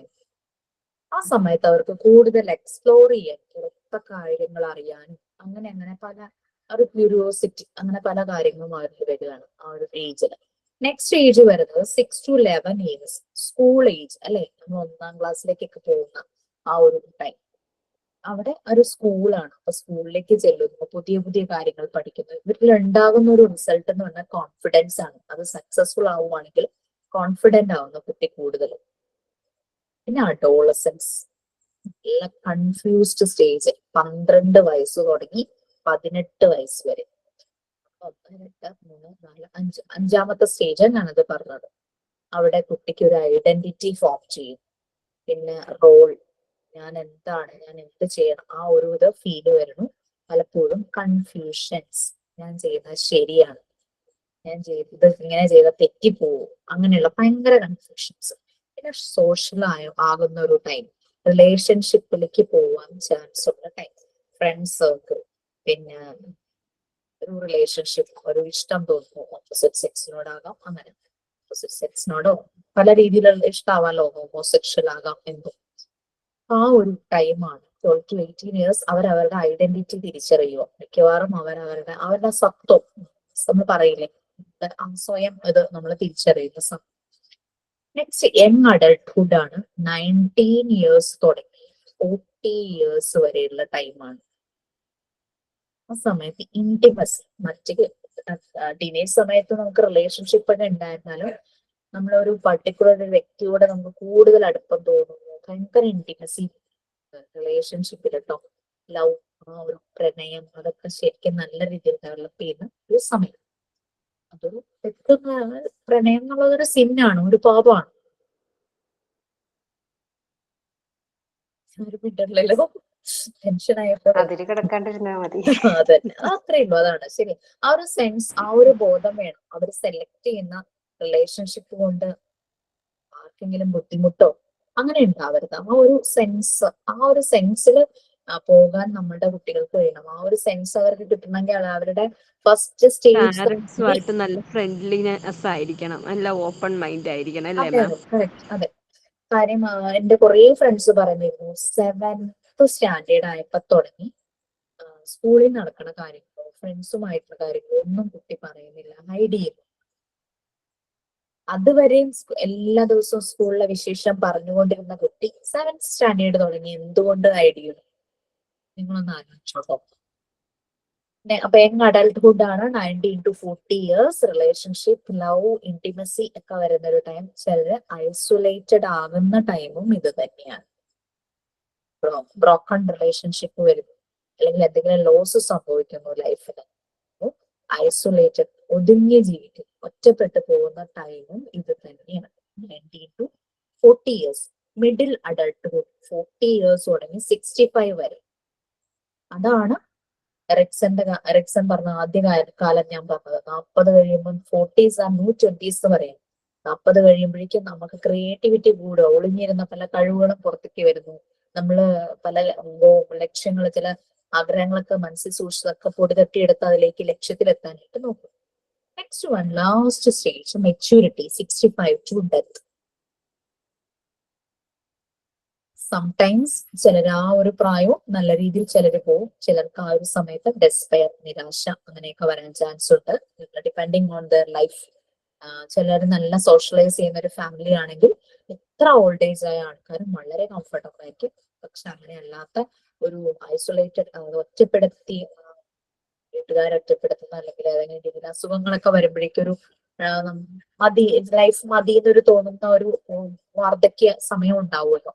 അപ്പൊ അതും നമ്മൾ ശ്രദ്ധിക്കുക. നമ്മുടെ വീട്ടിൽ അങ്ങനെയുള്ളവരുണ്ടെങ്കിൽ നമ്മൾ അവരെ ഏറ്റവും കൂടുതൽ സപ്പോർട്ട് ചെയ്യുക, കെയർ ചെയ്യേണ്ട ഒരു സമയമാണ്. ഡിമെൻഷ്യ ഒക്കെ ഉള്ളവരാണെങ്കിൽ ശരിയാണ്, നമ്മൾ ഒത്തിരി കഷ്ടപ്പെടണം. പക്ഷെ എന്നാലും അതും മാനേജ് ചെയ്യാൻ നമുക്ക് എല്ലാവർക്കും പറ്റട്ടെ എന്ന് ഞാൻ പറയുന്നു. Okay fine. അപ്പൊ നമുക്ക് നെക്സ്റ്റ് ക്ലാസ്സിൽ ഇത് ഡീറ്റെയിൽ ആയിട്ട് പറയാം. അപ്പോഴേക്കും ഞാൻ ഇതിന്റെ ഷെയറിംഗ് ഒക്കെ പഠിച്ചിട്ട് വരും. ഐപാഡിൽ എങ്ങനെ ഗുഡ് നൈറ്റ് മാം. ലിങ്ക് ഞാൻ നാളെ രാവിലെ തന്നെ ഷെയർ ചെയ്യാം കേട്ടോ. Okay ma'am. Thank you ma'am. Thank you ma'am. Good night. Thank you ma'am. Thank you ma'am. Thank you ma'am.